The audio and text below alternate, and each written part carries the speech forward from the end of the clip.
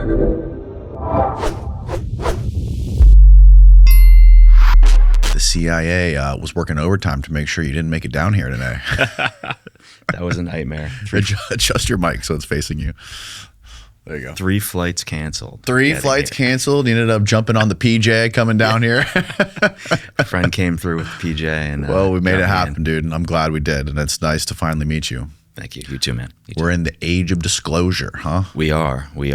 It's a wild time to be alive, you know? I mean, that is, that's why I went with that title. You know, disclosure is not going to be a singular moment.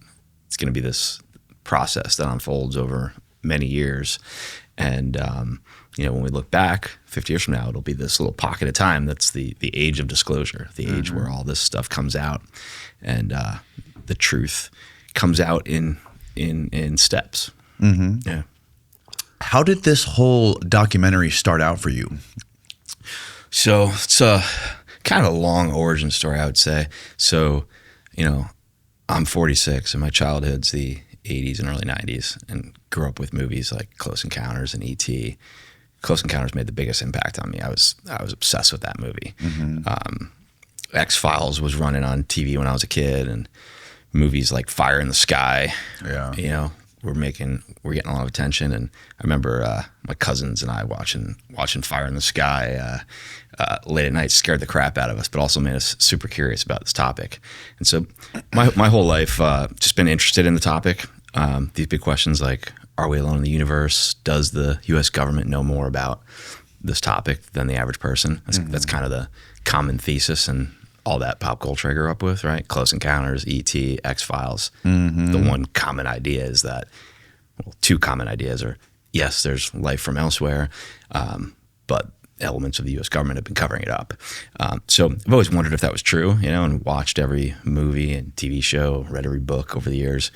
And I always wished that someone would make a really credible, serious, non-sensational documentary about this topic. And like basically set the bar at only interviewing people who have direct knowledge of it as a result of working for the government. If elements of the government do in fact know more than the public, the idea would be to find that out, right? And no one ever made that film. My career ended up going into mainstream producing. I had a lot of, was very fortunate over the last 20 years building movies and TV shows as a producer from the ground up, like big commercial stuff. The biggest that people know would be Ready Player One, which Spielberg directed. And then it was on the set of Ready Player One, watching Steven Spielberg direct. And in my opinion, he's the greatest filmmaker that's ever lived. And watching him direct was just unbelievably inspiring. And I started thinking then in the back of my mind, like I'd like to direct something after years of producing. I got my wheels spinning on what that might be. And I was actually doing research for a scripted project a couple years after Ready Player One came out, and in doing research, I was trying to learn how real the situation around this topic was, and so I got connected to some senior intelligence officials that had worked on this topic for the U.S. government, and started having just private conversations, meals with those guys, trying to understand the lay of the land. And I quickly realized how real the situation actually is. And these ideas that we're put in our heads when we were kids with movies like Close Encounters and E.T. weren't far off from the truth. There has, in fact, been a massive cover-up of non-human intelligent life. And the government does take it very serious and does know a lot more than the public does. So in those conversations, that originally were research for a scripted project, like I said, I started to realize that these people that I formed relationships with would be great interview subjects for that documentary that I always wish existed. And then I kind of shifted my focus to no longer doing research for a scripted project. And I was like, okay, I'm going to make the definitive documentary on this topic that I always wish existed. And this will be that thing that I direct too. And so it's sort of like the origin. And then from there, I started socializing with these intelligence officials I had met and their colleagues that I wanted to I wanted to make a film that would bring the truth out about what is known that can legally be shared. All these people are privy to classified information, but there's a lot they can share. They've just been historically discouraged from doing so. Right. And I wanted to make the doc that gave them a platform to share what they lawfully could, and really kind of open the public's eyes to what's really been going on.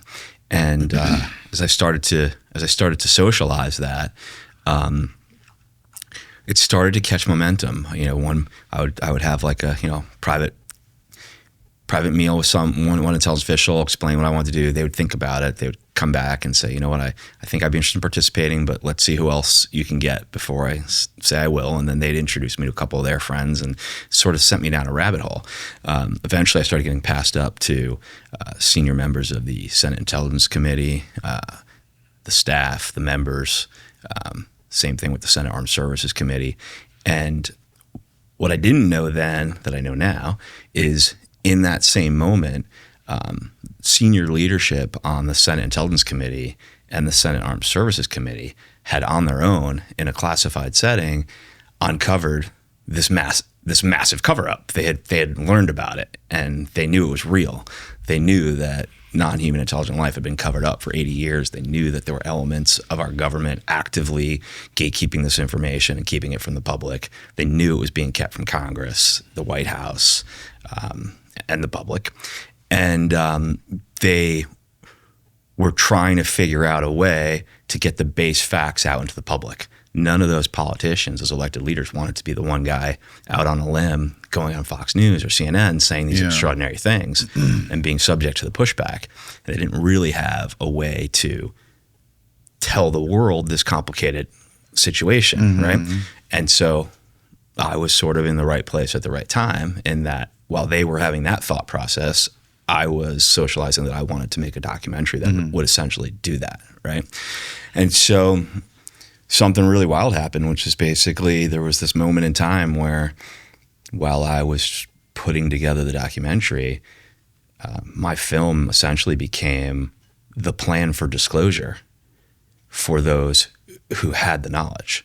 So this group of military, government, and intelligence officials that had learned the truth about the cover-up decided my film would be the vehicle for disclosing that information. And I spent about 3.5 years putting this together, both learning the lay of the land myself and really understanding what's real and what's not real. And, as they say, the saying, who's who in the zoo, like all the different players in all this. And then making it, doing interviews over the course of 3 years. In the beginning, when you said you were meeting with some intelligence officials that were sort of like guiding you in the right direction and telling you, like, if you can get more people to speak out, we'll do it too publicly.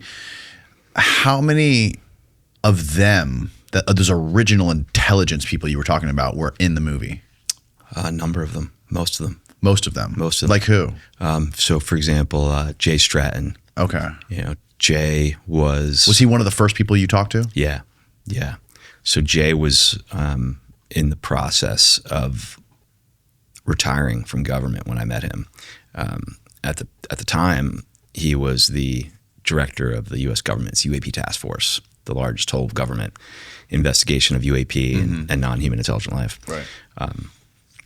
His story is pretty amazing. He's really the central figure in the modern investigation of UAP and non-human intelligent life, and frankly, in disclosure. He and an intelligence official named Dr. James Lakatsky, goes by Jim, they co-founded OSAP, the investigation of UAP that eventually became known as ATIP. There was this moment in time where OSAP essentially lost its funding, and they carried on as a bootstrapped working group that went by ATIP.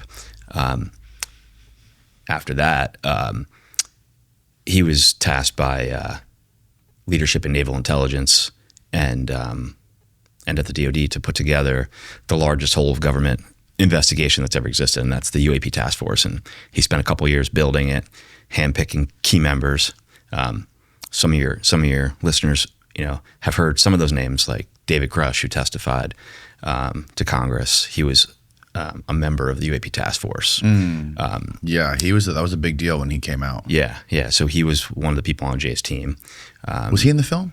Yeah, he was in the film, wasn't he? There's some footage of him in the film. Yeah, okay. his But no, he didn't do any interviews. Yeah, we didn't do a direct interview, but I had I already knew I had him in the film through his congressional hearings where he was saying the most important stuff. So, I liked having the hearing footage in there. I think it makes people. There's a lot of people who watch the movie. Some of the stuff that he was saying in front of Congress was nutty. Yeah, and there's a lot of people who watch the movie and they say to me, they're like, I had no idea those hearings even happened. Right. People are just so busy. Everyone's got their 9 to 5 and, putting food on the table for the kids and all those other priorities. And, maybe they see it in their social media feed. Oh, there was this hearing in UFOs, but it doesn't really register for everybody. So Jay was there from the jump, and he was sort of leading you around, kind of like holding your hand, showing you the lay of the land, where to go, what branches to shake. Him and some other people in the film. There was about 4 or 5 guys who were really guiding me in the early days, and then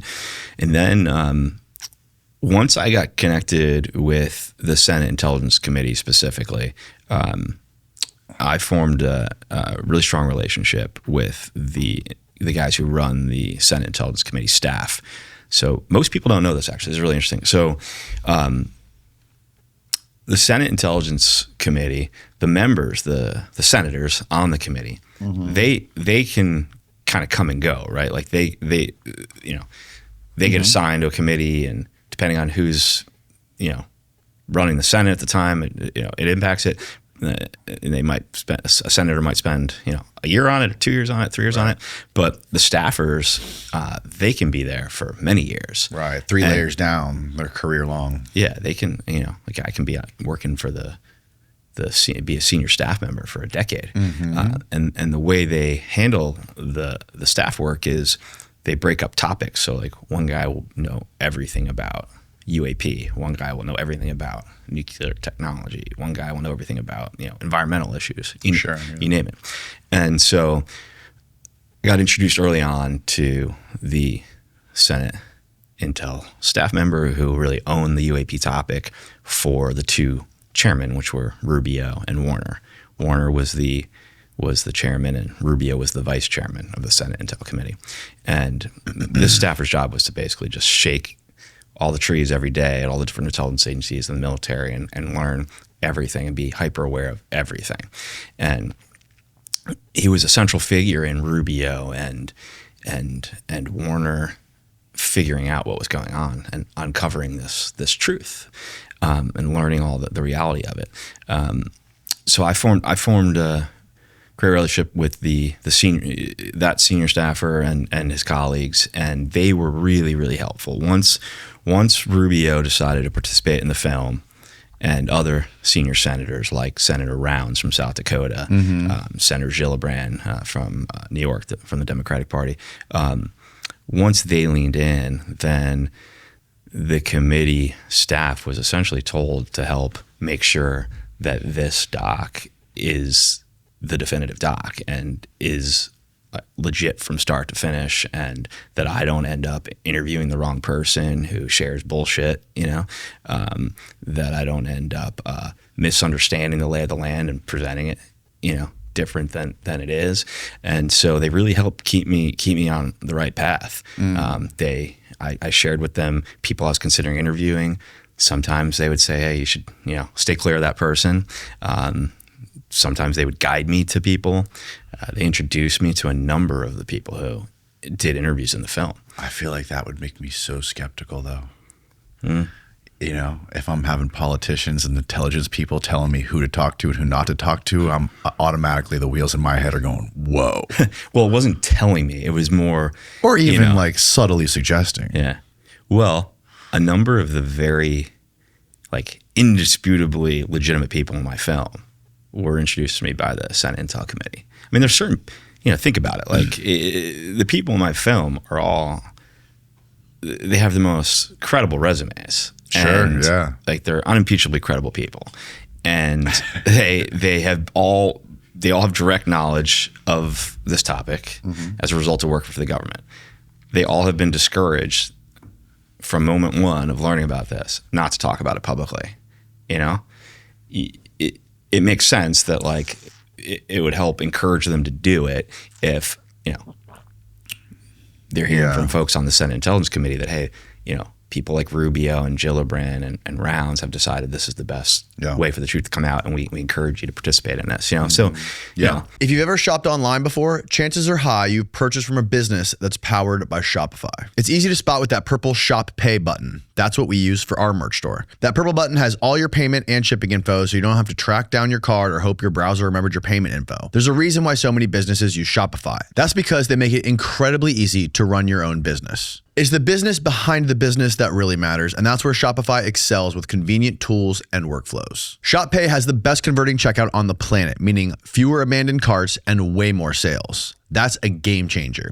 And you can spread your brand's word with their built-in marketing and email tools. Don't want to build your own page? Shopify has hundreds of beautiful, ready-to-go templates to express your brand and forget the code, like Daylight Computer, which is gorgeous. So if you've got a product, a dream, and the drive to make it happen, Shopify is the platform that helps you do it with ease. Because businesses that sell more with Shopify. See less abandoned carts and more sales go with Shopify and their Shop Pay button. Sign up for your $1 per month trial today at shopify.com/Danny Jones, all lowercase. Again, go to shopify.com/Danny Jones. Shopify.com/Danny Jones. What changed my perspective on this whole topic indefinitely was that movie Mirage Men about Paul Benowitz. Are you familiar with that one? Yeah.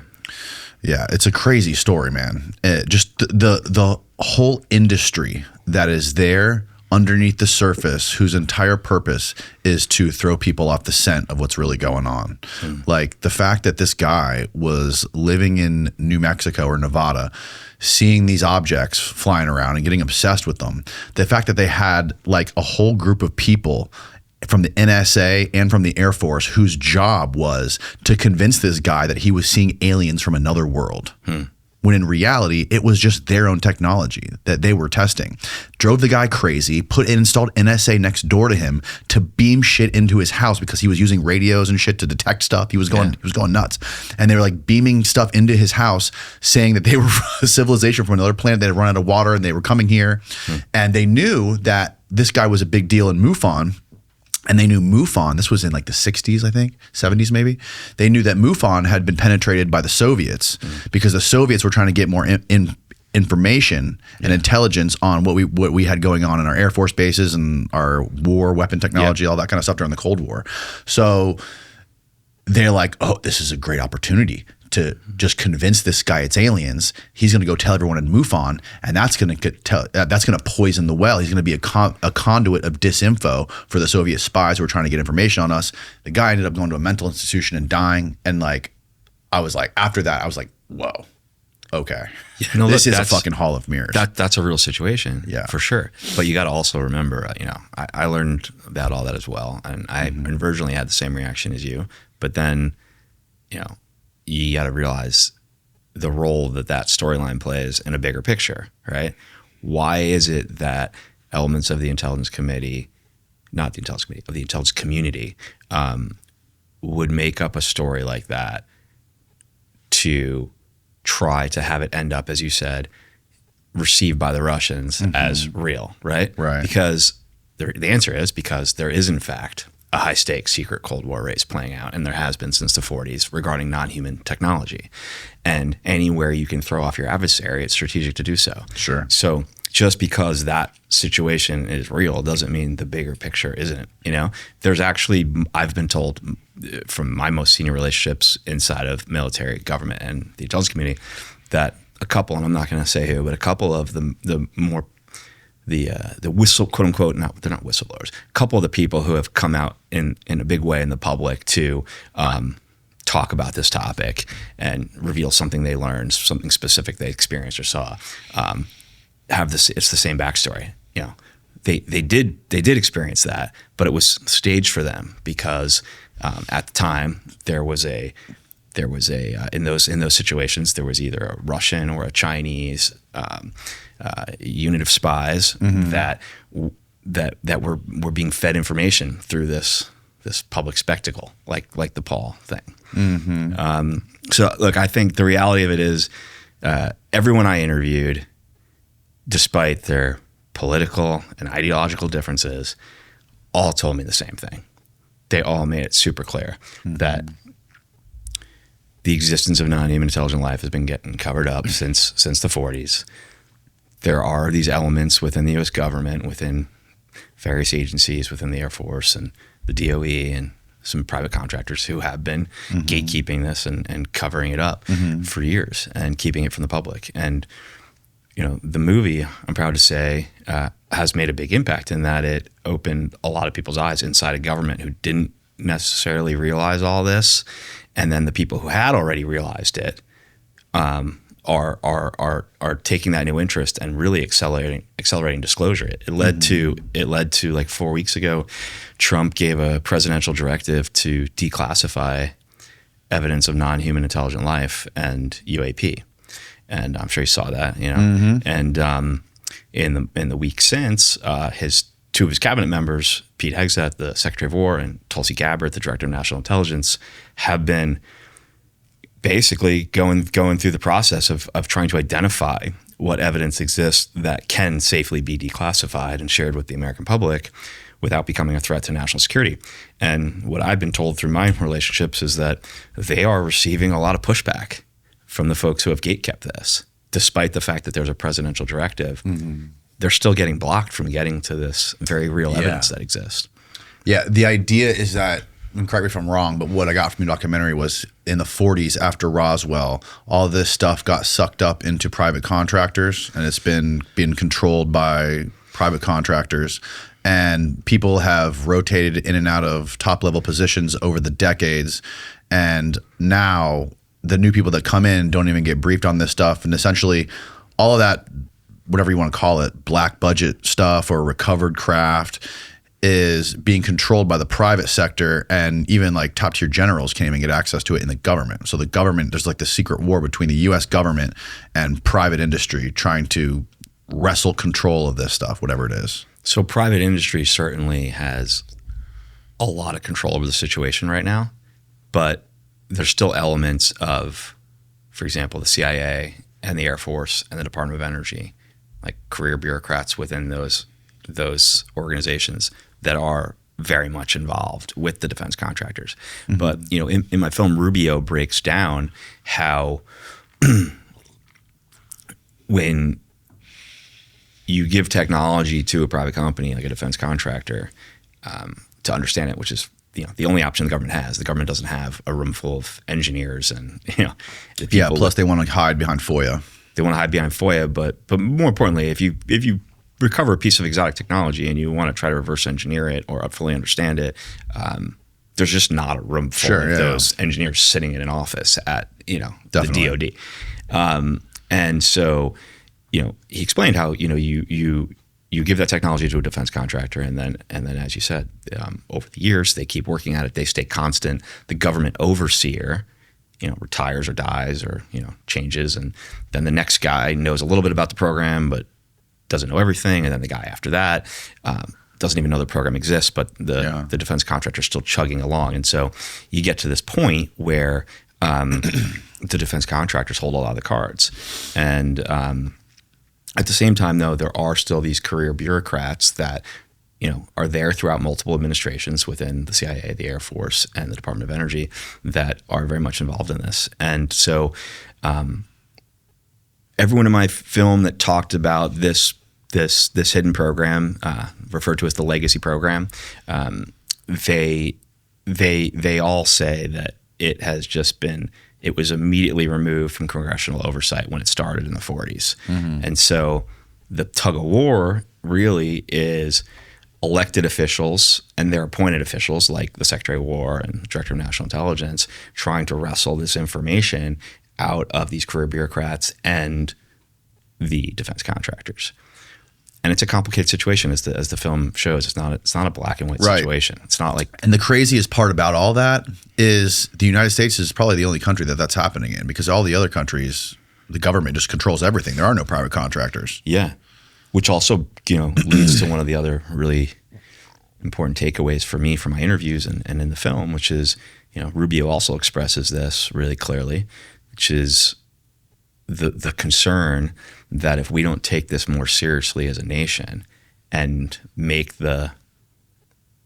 it known that this is a valid area of inquiry, that it's a real situation, right? And cause our scientific community and academia to want to take it serious, then we are likely going to lose this race to our adversaries, because our adversaries don't need the public to decide it's important. They can just tell them it's important. Like Xi can just take the smartest scientist in China and say, you're going to work on this. Right. They don't, Putin can do the same thing. And so it's hard to, simply put, it's hard to win a technology race if most of your scientists don't even know it's real, And so, the analogy I often heard was the space race analogy.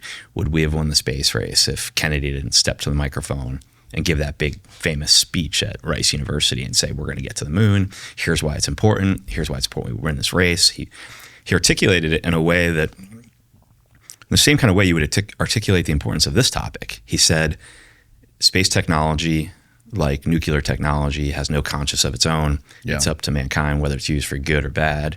And that's why it was important that he felt it was important that the U.S. lead in this new frontier, so we can make sure that it's used for the betterment of all mankind and not to create another sea of war. That was his whole thesis, right? Right. And then the country rallied behind him, and the scientific community rallied behind him, and then we won the space race. So a number of the people I interviewed made the point of their opinion is that we need that sort of level set with the American public, and that sort of mission made a national priority on this front so that we win this technology race. Mm-hmm. Do you think there's any sort of super high level, top tier backstop agreement between all of these nation states, like the United States, China, and Russia, about disclosure? Do you think there's any super deep back channel? Look, there's got to be some coordination here. I think so. Multiple people I interviewed told me, this isn't something we got into in the film, but multiple people told me that in the past there was information sharing between China and the U.S.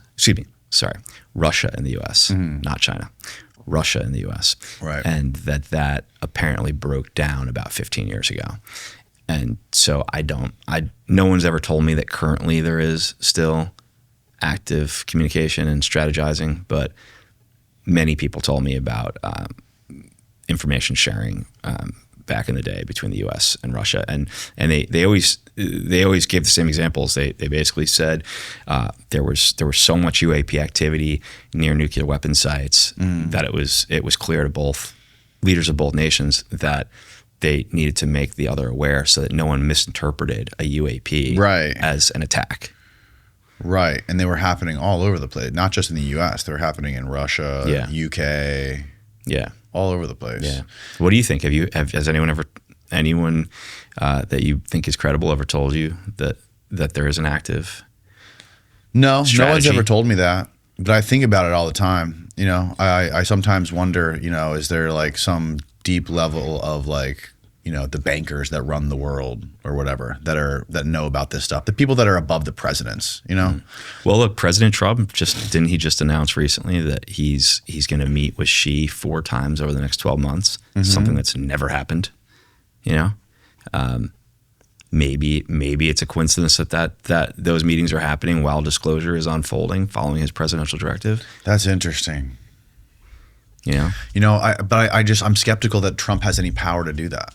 I'm skeptical that the president, any politicians in the United States have that kind of power. I think there's a change happening here. I think the current administration is really actively trying to get their hands on the reins of the situation.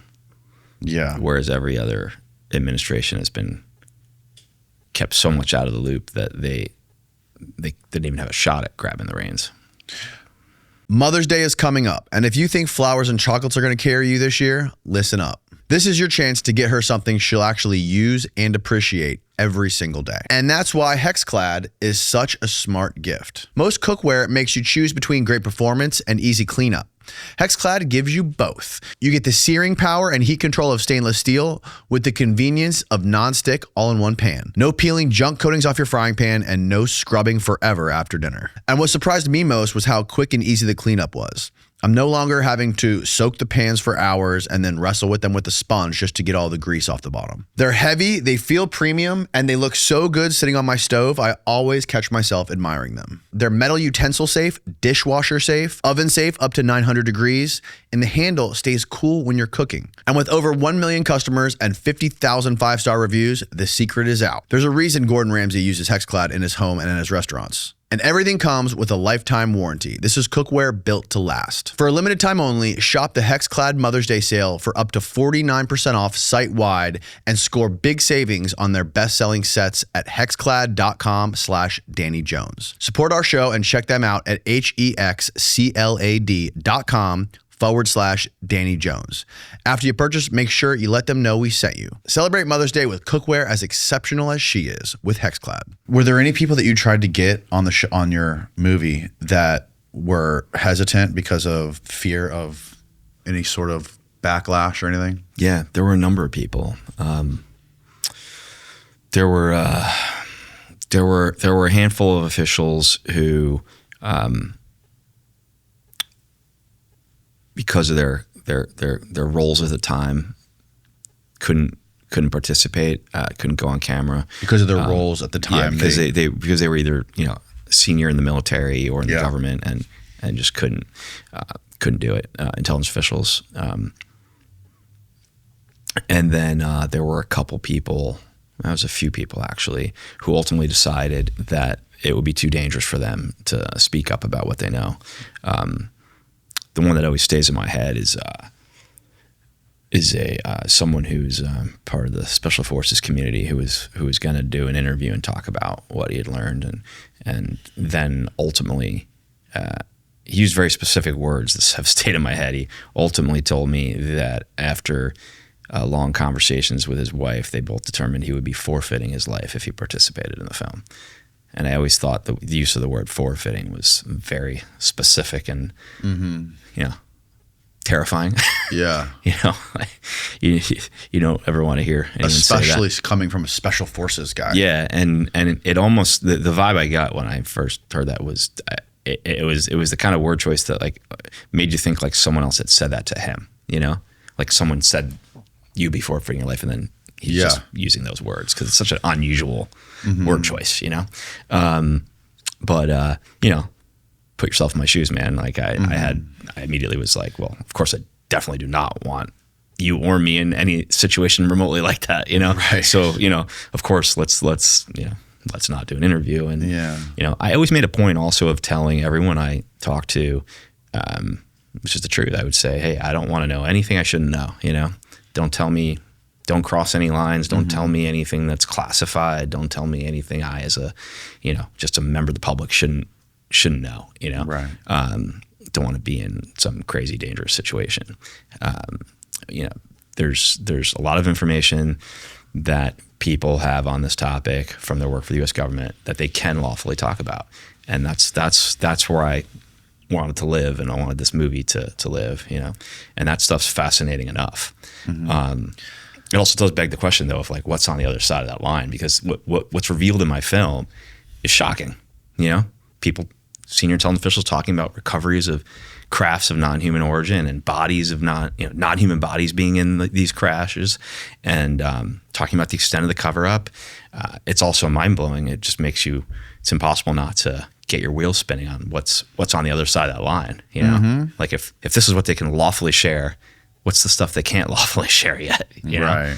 Like that's pretty wild when you go down that rabbit hole, thinking of what the possibilities are. So after everything, what is your high level 30,000 foot view of what this phenomena actually is? Oof. Look, I think it's been made pretty clear to me that we're not dealing with one non-human intelligent life, that we're dealing with multiple forms of intelligent life from multiple origins, and essentially the universe is full of life. And so extraterrestrials. I think all things are on the table. I think it could be extraterrestrials, and I think this concept of interdimensional beings, as fantastical as that sounds, could be one of the other possibilities of origin.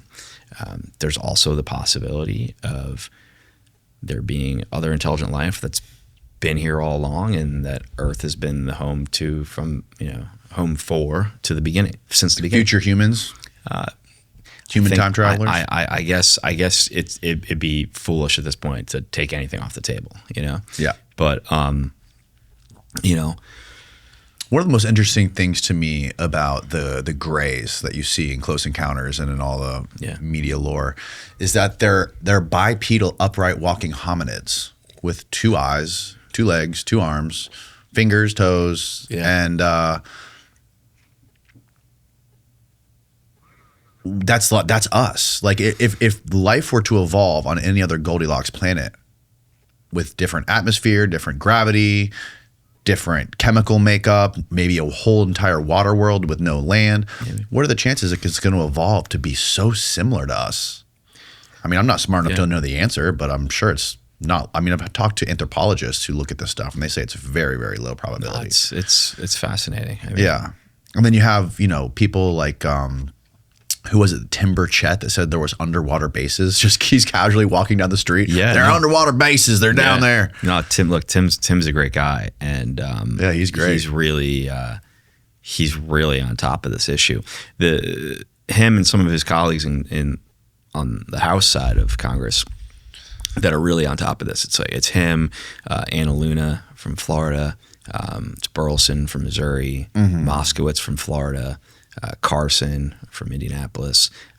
That's like a short list of people that are really on top of it and trying to share what they can. Tim, I saw that too, and I've talked to him about it. How does he know that? Multiple leaders in the Navy, in the U.S. Navy, ranging from admirals to naval intelligence officials, have told Congress about craft moving at impossible speeds under the water past our submarines. And so much so that Tim Gallaudet? Tim's one of those people, so much so that they're making the logical conclusion that there's bases.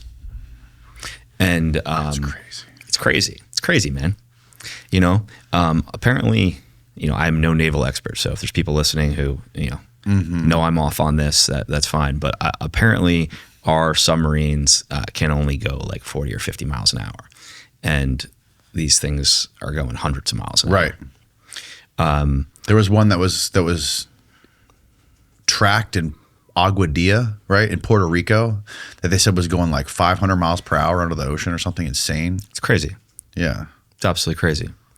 I mean, look, the reason why Jay Stratton was the one who changed he's the reason we no longer use the word UFO, right? Because that son of a bitch. I got a bone to pick with him about that. No, I think he was right though, because UFO stands for unidentified flying object. Right. And he knew early on that a lot of this activity is happening in our oceans and in space where you're not flying, right? Right. And so unidentified anomalous phenomena became the catch-all for UAP I still activity. like UFO better though. Yeah. UFO is catchy. But here's the other reason they did it is UFO has this cultural stigma. It makes people giggle and not take it serious. Right. And sort of changing the optics helped the conversation. Yeah, UAP is like the suit and tie version of it. Yeah, the suit and tie version, yeah. That's another wild thing that came out of my interviews. A number of the officials, including a senior CIA official, Jim Semivan, talked about how the program that has gatekept this, the legacy program that has gatekept this since the 40s, they created the stigma around this topic in the late 40s, early 50s as like a security wrapper, as a security system. Like, pretty smart idea. Like, you don't want people looking into something, put it into society, put this idea into society that you're a wacky person. If you look into it, you're nuts. You'll have your reputation ruined. They'll make a couple movies about it. Yeah, fund some movies making it look silly, and no one will take it serious. No one will want to look into it. No real journalists will want to go look into it. If the media's not paying attention to it, then the public's not paying attention. It's kind of genius, but the problem is it got compounded over the years by, multiple generations. And then it got to the point where, the average person just thought it was it's like talking about Bigfoot, it's ridiculous. And the average scientist didn't think it was real. And so the stigma is, a couple of the officials in my film talk about how this stigma that was created originally with a national security intention of, keeping it secret while they figured out what was going on, it's grown into this new national security threat where, we could be falling behind in this technology race because our scientific community doesn't even know it's real as a result of the stigma. So a big mission for people in my film, when I talk to them, off camera about what was driving them to want to participate in the film, one of the big reasons was to put an end to this antiquated bullshit stigma around this topic, and to make sure people just simply understand that it's a real situation, that it's a valid area of inquiry. And the stigma, and the stigma led to, Jay Stratton talks in the film about how when you try to raise, this issue up the flagpole within the government, right? He was constantly faced with the stigma. And then the people who've been covering this up have weaponized the stigma. I've heard so many stories of high-level Navy fighter pilots who see something in the air that's indisputably not from here, and before they can make an official report, somebody from the legacy program approaches them, basically like makes jokes, makes them uncomfortable, says things like, hey, where are we going to send the tinfoil hats? Like how, right. What's going to be your nickname now? That kind of stuff, where you could really quickly see how a senior fighter pilot would just be like, you know what? I'm just not going to report this. I don't need this bullshit, And so they weaponize it. Dude, there's a great story in Annie Jacobson's book, Area 51, where she explains how when the CIA first started test flying their first jet propelled airplanes in, I forget what year it was, super early, they would send the CIA test pilots up with gorilla masks in the cockpits. So in the case they got into visual distance with a commercial aircraft, they'd wear their gorilla mask. Wow. So if they tried to go to the bar later and be like, yo, I saw this airplane powered by jets. That's like, crazy. Oh yeah, who was flying it? A gorilla. So you're like fucking throwing a curveball into the story. That's crazy. Yeah, dude. That's wild. Yeah. So imagine, man, if that was probably what, the 40s they were doing that? 60s. Imagine what they're fucking doing now, bro. Dude, that's crazy. That is crazy. That is wild. So this legacy program, is this a monolithic program, or is there factions of this? I think, well, how do you, those two choices you just laid out, how do you define those differently? So you talk about, in the movie, you hear about the legacy program. You hear other people talk about the legacy program on the internet. It sounds like this big how people talk about the CIA. Oh yeah. How the CIA is this big monolith. So it's not that, in that I learned pretty quickly, leadership of the CIA doesn't necessarily know about this. The director of the CIA is a political appointee. Yeah, They're they could be there for 4 years, 8 years, whatever. And the CIA is thousands and thousands of employees. Yeah, and so someone reveals in my film that it's the head of science and technology at the CIA that controls this topic. It's one person who could be there for a long time. And there's career bureaucrats at within the Air Force and within the Department of Energy that really run the legacy program's interest in this. That's my understanding of the situation from all my interviews. It's not. But what I'm saying is, like, is the legacy program one big program inside of one umbrella underneath one company, or is it multiple companies doing all kinds of things? Multiple companies all working together is the best way to all look working at it. Together. Yeah. Not competing. Together. No. So from what the big takeaway was from all my interviews is that the CIA acts as the quarterback of all this. The CIA acts as the operational command. So sits at the top of the org chart. And then the Air Force is used for operations. So they have the airplanes and they have the warehouses, the hangars. They can do the retrievals, right? And then the defense contractors are used for reverse engineering. They are only given certain technology and tasked with certain reverse engineering work, and then the Department of Energy is apparently a key player in the situation because they have the best experts on technology that gives off great amounts of energy, and anything related to radiation, nuclear. and they own the space of anything related to nuclear technology, and a lot of the UAP activity is at sites involved in the nuclear process, ranging from nuclear weapons sites to uranium mines to processing centers. They also have a classification system that allows to keep all of this extremely secret. They get to use the classification system that was designed for anything nuclear. Right. So the classification system that they go by is like outside of the intelligence community's classification system. It's even more secretive. Did you talk to anybody that worked for any of these private industry companies, like any of these private military industrial complex companies? No one from any of the defense contractors would participate. Did you talk? Sorry, I did. I talked to a couple people that used to work for some of the key players on the defense contracting side. They would not go on camera, but they helped inform me of the lay of the land. Gave me insight. People who were, those meetings were interesting. They'd be in person and be told to leave my cell phone at home, and really, no way with the defense contractors. Yeah, no way of cell phones can be tracked. Did you talk to any of the CIA science and technology folks? No. Did you try to? I didn't, because a number of the people in my film made it clear to me that those folks, slammed the door on even them when they were inside of government. So, Jay Stratton, when he was running the UAP task force, he figured out who the key gatekeeper was at the CIA, and he went to go to talk to him. Literally knocked on his door, and wanted to see if he could get some answers to some of his big questions. And, he knew that this person had 80 years of knowledge, and essentially just legitimately, literally had the door slammed in his face. Wow. Yeah.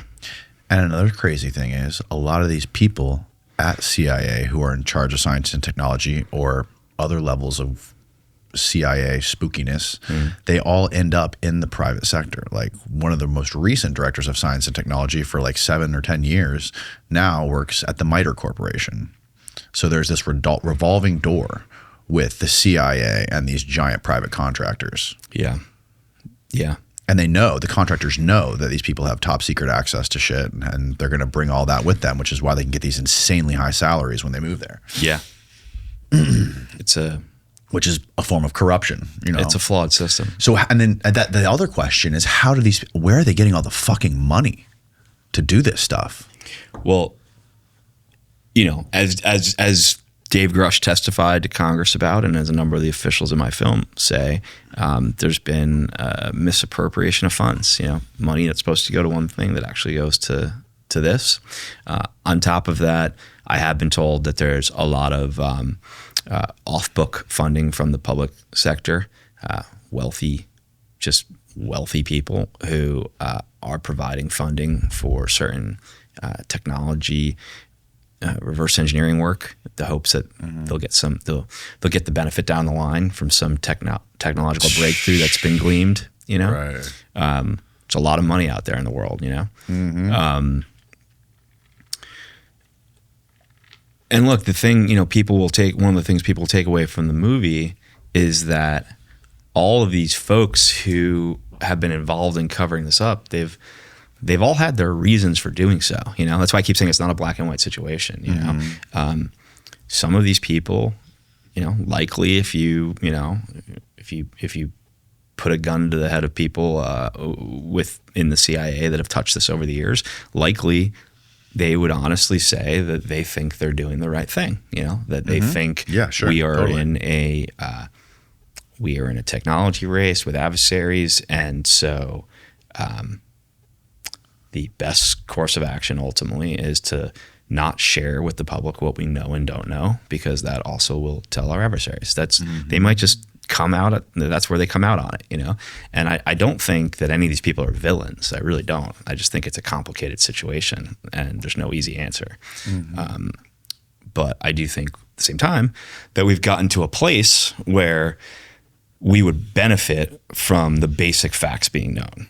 I do not think that a president or any leader of our country should step to the microphone and literally say everything we know and don't know. Like, that's pretty stupid when we're in a race with adversaries. But I think the base facts that we're not alone in the universe, that the U.S. government has in fact retrieved technology of non-human origin, that adversaries have as well, and that we are in this technology race, those base facts can be comfortably shared. And what I think it will do is I think it will motivate the scientific community and private industry and academia to really lean into this. And I think it will lead to a whole era of technological breakthroughs that we wouldn't otherwise get to.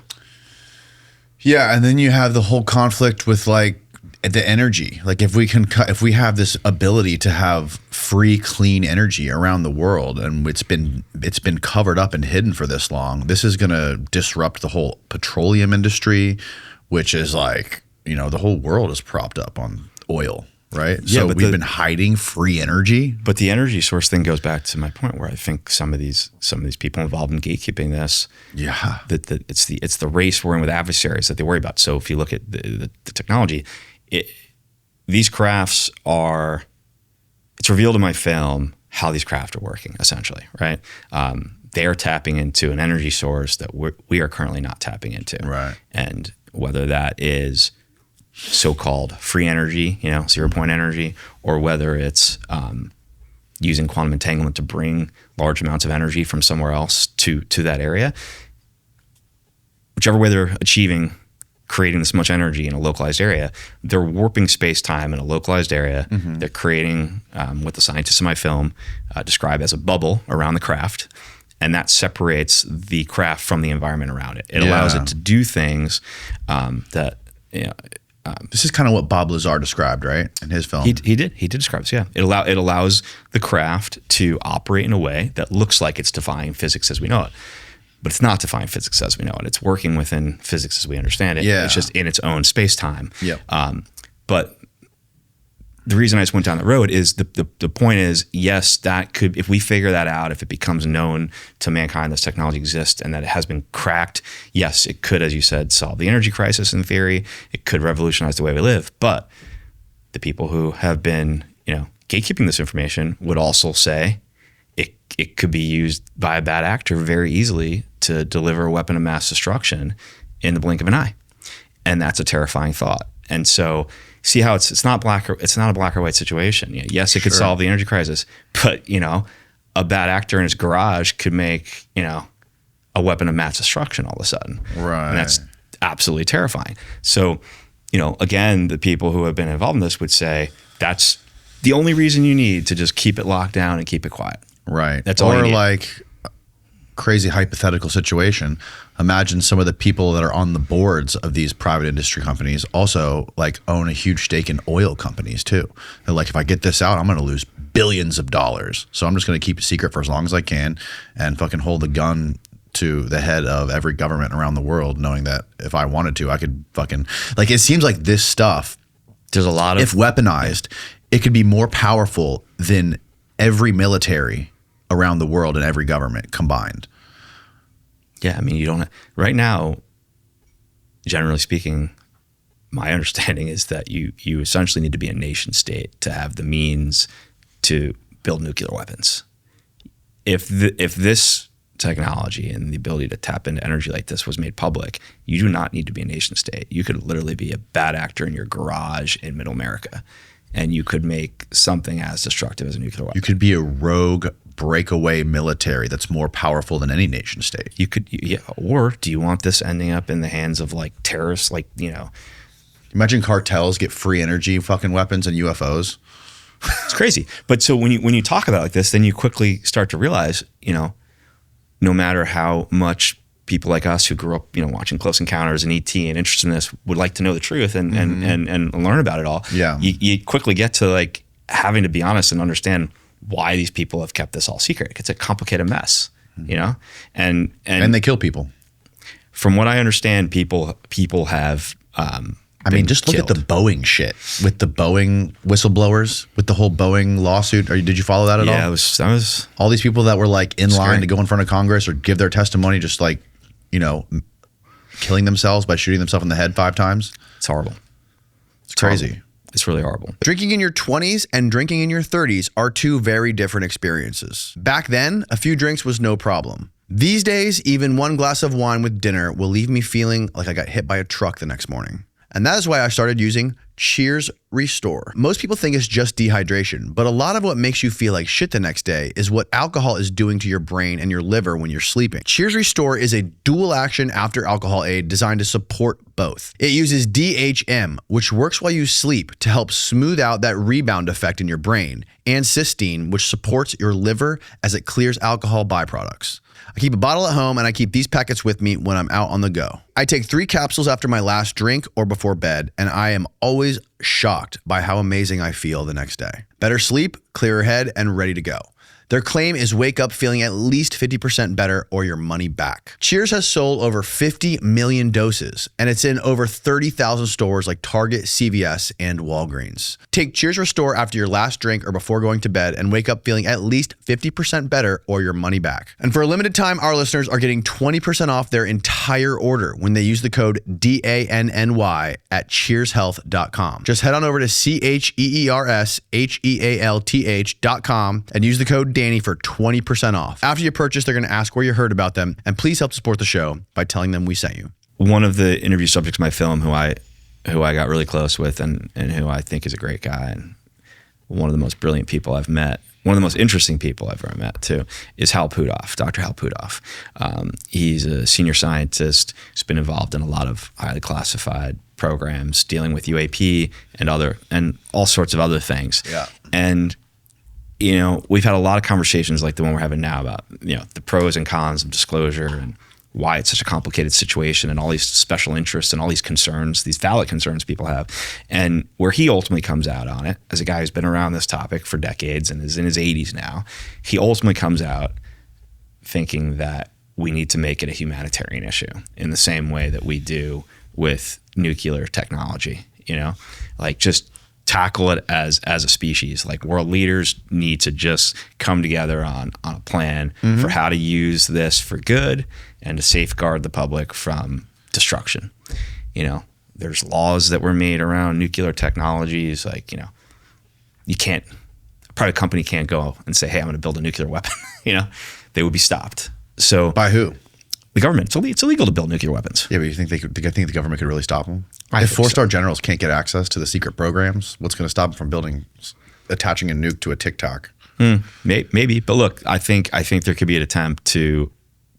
But I think this stuff makes nuclear weapons obsolete, though. Well, not obsolete, but it's just they're just superior. It would create superior weapons. Yeah. So anyway, look, maybe Hal's right, maybe he's wrong, but his outlook is that because this technology could be so revolutionary to the way we live, and because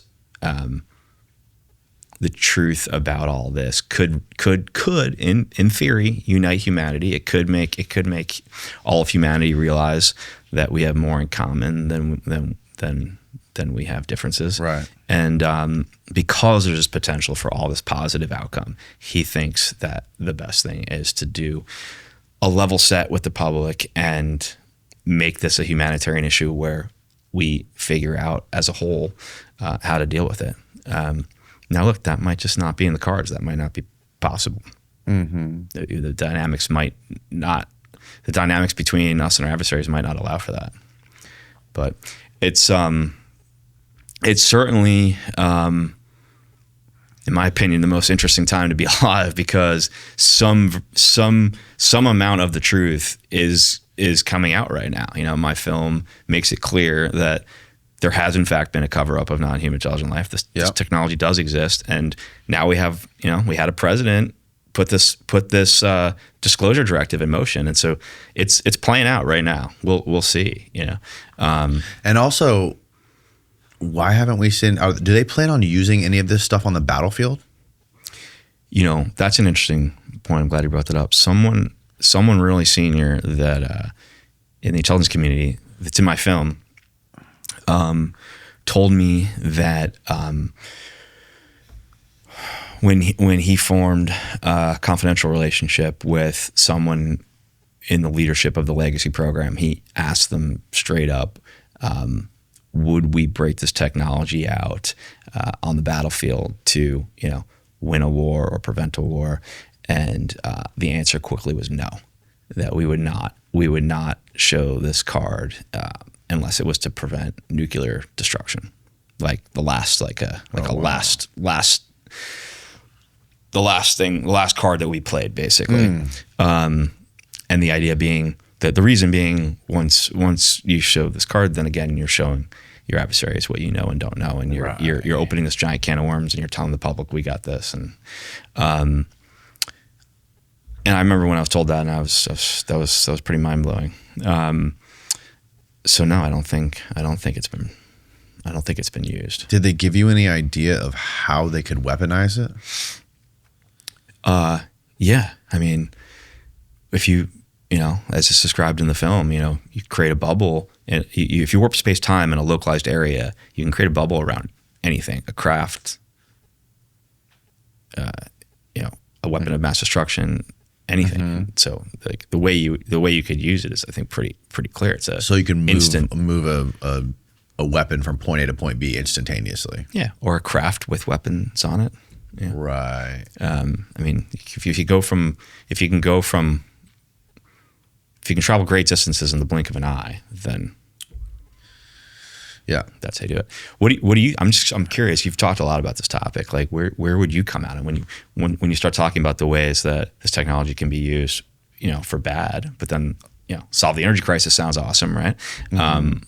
Where do you come out? Do you think it's possible to make it a humanitarian issue and figure it out with our allies and adversaries at a high level? Or do you think that ultimately gamemanship will come in and geopolitics will come in and I think ultimately there's probably so many layers above this and above so many layers above not only the politicians and the CIA, but above that you have like this decentralized mafia layer and banking layer that controls all of them and probably own some of these corporations and own these politicians and control everything that happens, and that just like work behind the curtain. And it's hard to be optimistic that like humanity can rise up and overthrow that, especially with all this Epstein stuff that's come out that like basically shows how these people work behind the scenes, and that like politicians are basically like fake stand-ins. Yeah, again, I hope like Dave Grush was, when he came out and did that, and all these congressional hearings started happening, like it gave me a lot of hope. Like, maybe we can they can shine just enough light to get people, because now I will say this, at least now the UFO topic in general, I don't think it's stigmatized anymore. It's completely out of the bag. That's a completely normal thing for everyone to talk about, right? Yeah, I actually think that's the thing I'm most proud of with my film, with the Age of Disclosures. I really think it puts the nail in the coffin for the stigma. We all know, everybody knows UFOs are real. You can't watch that film and not be like, okay, this is 100%. 100%. So what's the next level of that? Like where does that move to next? The thing is, when there is this gap in knowledge, people are just going to fill it with whatever.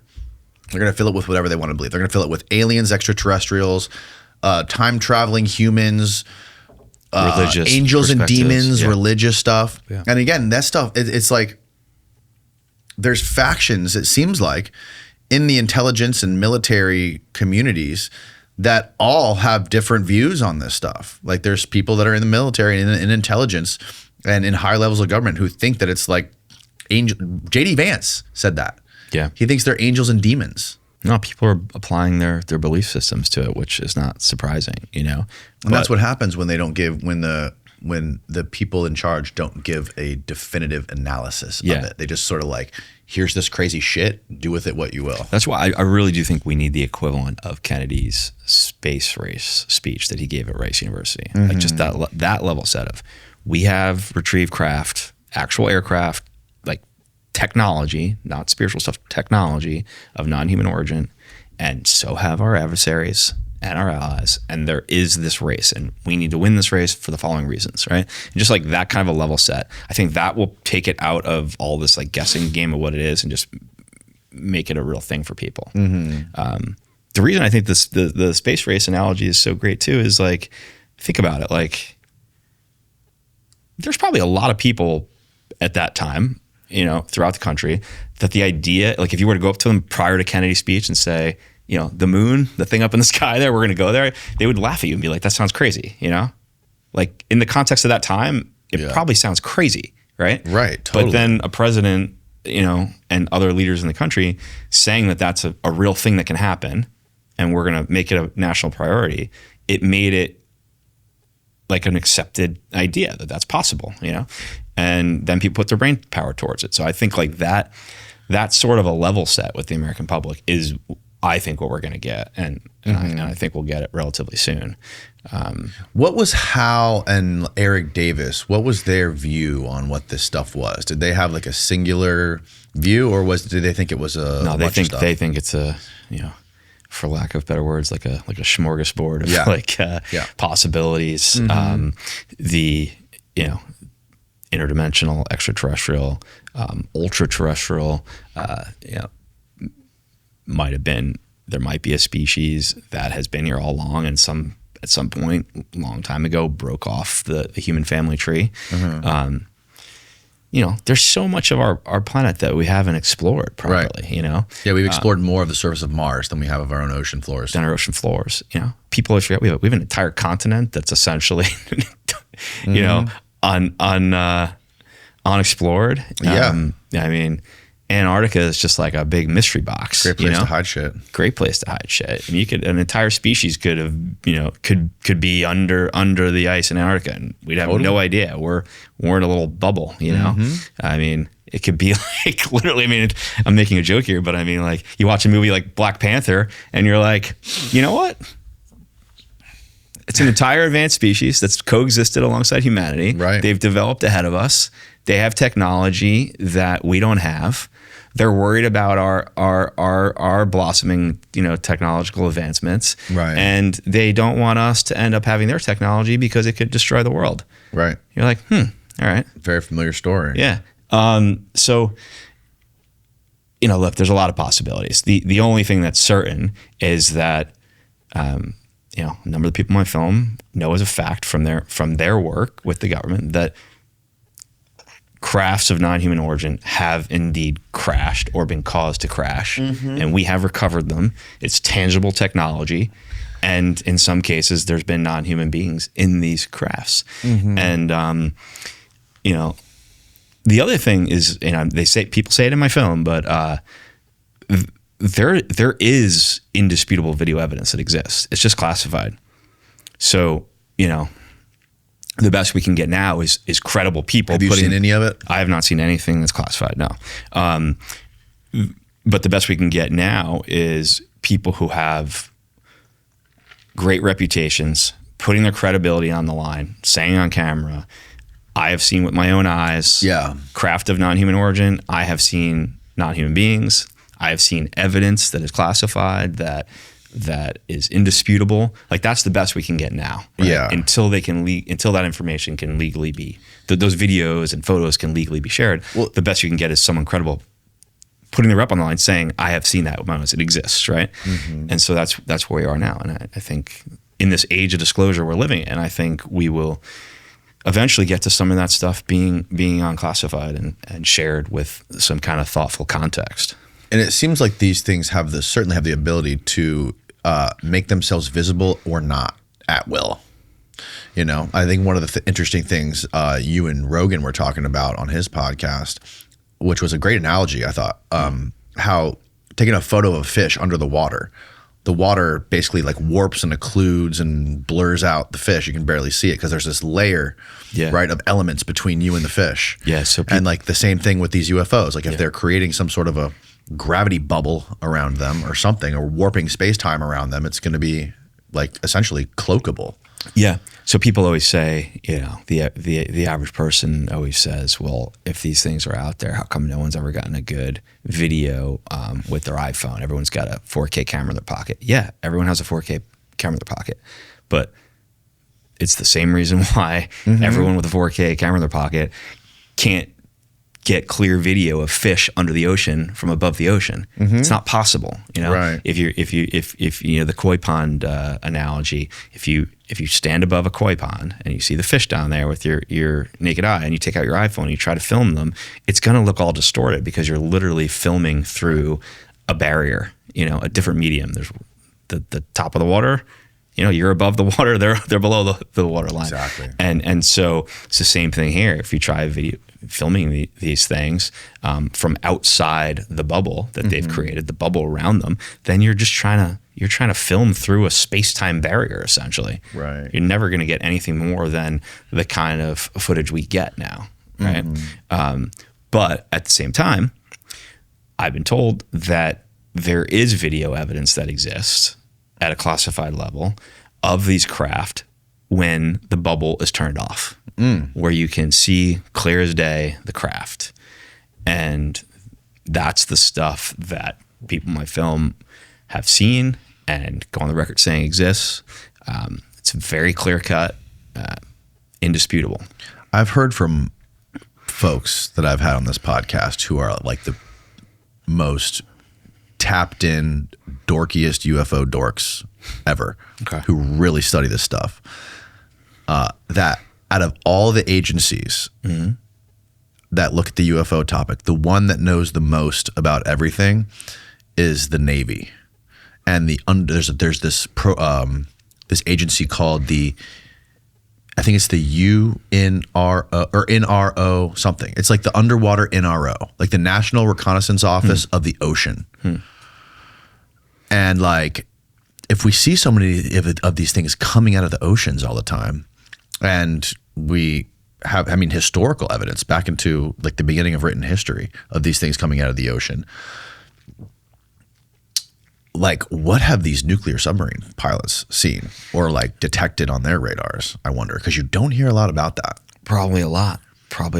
Look, I do think the Navy knows a lot for sure. You know, Jay Stratton, who ran the UAP task force and who co-created OSAP with Kasky, which became, you know, ATIP, he comes from naval intelligence. He's a very senior naval intelligence official.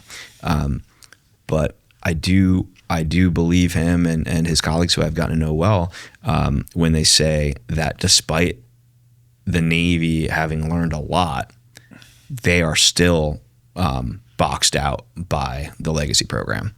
And they are still like, you know, on their own parallel path to figure this all out. I think they collect a lot of data though. Yeah. Like a lot of data at a classified level. There's got to be so much more under the water. Look, if I was just to guess, I would guess there'd be so much more, because you can't take I don't think that they have cameras outside their submarines that can take photos of stuff, but I'm sure they have some sort of ways of detecting it. No, stuff they're catching on sonar, they're grabbing that data for sure. Tim Gallaudet told us a crazy story. What's that? About a Navy captain, a submarine captain who he talked to, who explained they had like their signals going off inside their nuclear submarine somewhere in like the North Atlantic or whatever, of like an incoming something really fast, like as fast as a missile. And it came up like really close behind them, and it ended up being like way bigger than their submarine, like 10 times bigger than their submarine, and it just stopped on a dime and then vanished. Jesus. That's fucking bananas. That's got to be so scary because you're a sitting duck inside this metal tube in the middle of the ocean. Yeah. I mean, think back to, for context, like think back to movies like Hunt for Red October, like those claustrophobic, like sardine can at the bottom of the ocean. It's terrifying. Right. Terrifying. It makes me, whenever we talk about the under the water activity, it makes me think that maybe James Cameron was ahead of his time and, onto something. The water stuff's spooky, Abyss, man. The Abyss makes you rethink the Abyss, It is spooky. The people I've spoken to who have seen with their own eyes some of those kind of events, it's all been on nuclear weapon sites. I mean, I've, for example, that I interviewed in my film, one of the interview subjects was a Air Force security guard at Vandenberg Air Force Base on the California coast. I live in Los Angeles, and this is just like a couple hours north of us, around Santa Barbara. And he goes on the record on camera for the first time saying that he personally witnessed, he was standing guard at a nuclear weapons site. That was not a nuclear weapon site. That was a Vandenberg? It was a missile site. That's where their interceptor system is based. Yeah, there in Alaska. Exactly. It was a missile site that he was guarding. It was not a nuclear weapon site, but it was part of our defense system, key part of our defense system, as you said. And he said that him and a few other guards, I think it might have been 6. I can't remember off the top of my head. It was either 3 or 6, but they saw a light approaching from the Pacific Ocean going towards the base. At first they thought it was an airplane like heading towards the base, which also concerned them, but that's what they thought it was at first. And then as it got closer, like the size just completely changed, and all of a sudden they saw and the light went away, and all of a sudden they saw a matte black giant object the size of a football field. They described as like to the left and to the right of their Jesus, their eye line. And he said that it slowed almost to a stop when it came above the base, and then it kind of hovered above them for I can't remember whether he said like 30 seconds or 60 seconds, but short while. And he said they all just kind of stood there in awe, staring at this thing, processing this. He said there was no lights, no windows, no visible means of propulsion. It was just there, this giant rectangular object the size of a football field. And then he said it took off thousands of miles an hour up the coast. And, there was also the guy, Bob Jacobs, who is decades ago. He's in the film. He talked about, they were sending dummy nukes up or something. Yeah. Same base, Vandenberg Air Force Base, decades prior. He's interviewed in the film as well. He was a cameraman for the Air Force. His job was to film a missile test that was happening.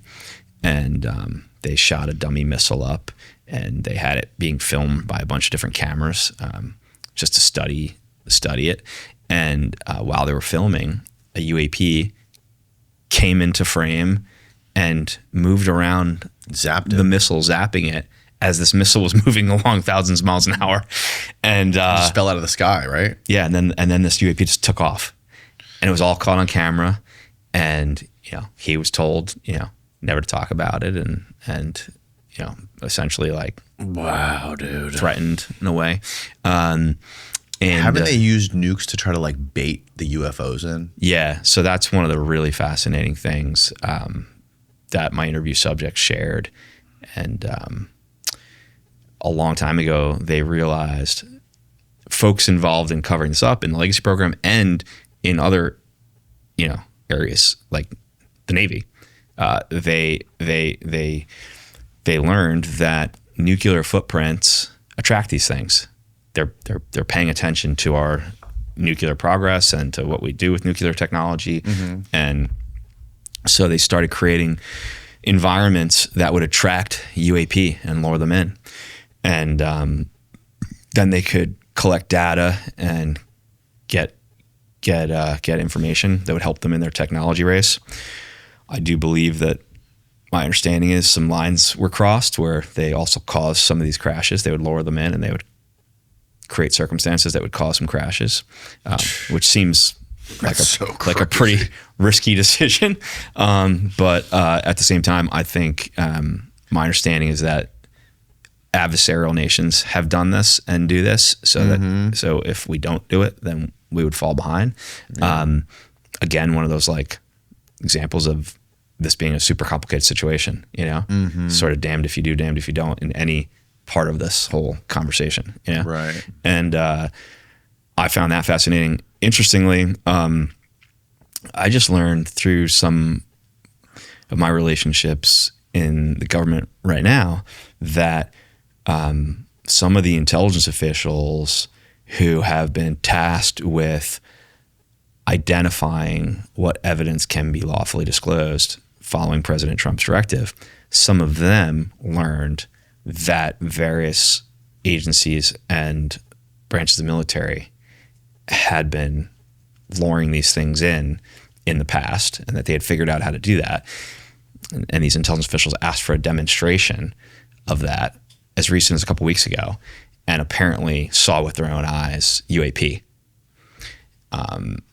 I was told this in confidence by a couple people within the last couple weeks, and then interestingly, Congressman Burleson, who also had learned this, shared it on a podcast, I think last week, a few days ago, that he had heard the same thing.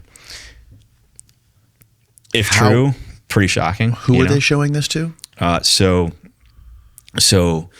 it was some of the intelligence officials tasked by a member of the current cabinet to uncover evidence that can be declassified.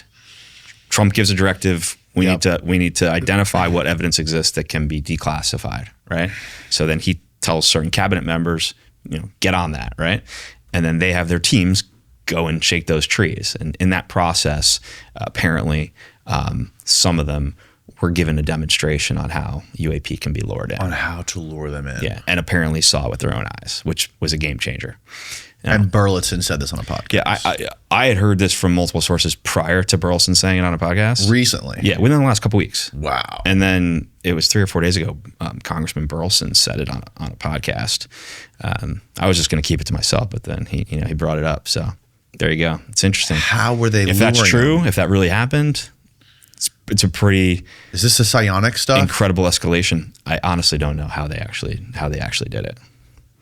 In the people I've talked to, I'm sure you know such as Jay Yeah. have told me that in the past nuclear footprints were used. So you could put a nuclear submarine in a certain area, and nearby it you could put another vessel with a nuclear weapon on it, and that footprint will attract them. Whoa. Yeah. So actually, something that your listeners will find fascinating. So Jay actually has a big memoir coming out later this year, Jay Stratton, and it's his tell-all book about his journey down this rabbit hole and investigating UAP and non-human intelligent life for 16 years. And he goes into a lot of detail on this stuff and the learnings that he and his colleagues had about how these things could be lured in, and how elements of our government and other governments have been doing that. Did they ever talk to you about, or did he ever mention, or anyone ever mention any of the psionic stuff? No.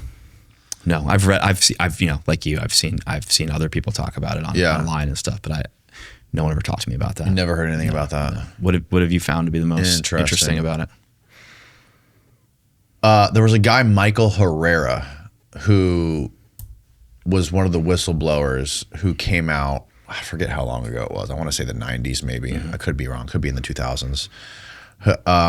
Who said that he was working in the military somewhere in the remote jungles of Indonesia or something. Yeah, I remember that. Remember? And there was like an earthquake, a humanitarian crisis where they were rescuing people, but what they were really doing is taking these like indigenous people, children, kidnapping them, and then like all of a sudden like these like fucking crazy looking ships showed up, like these fucking like almost human made crafts, like UFOs, and they were loading these people onto them. Wow.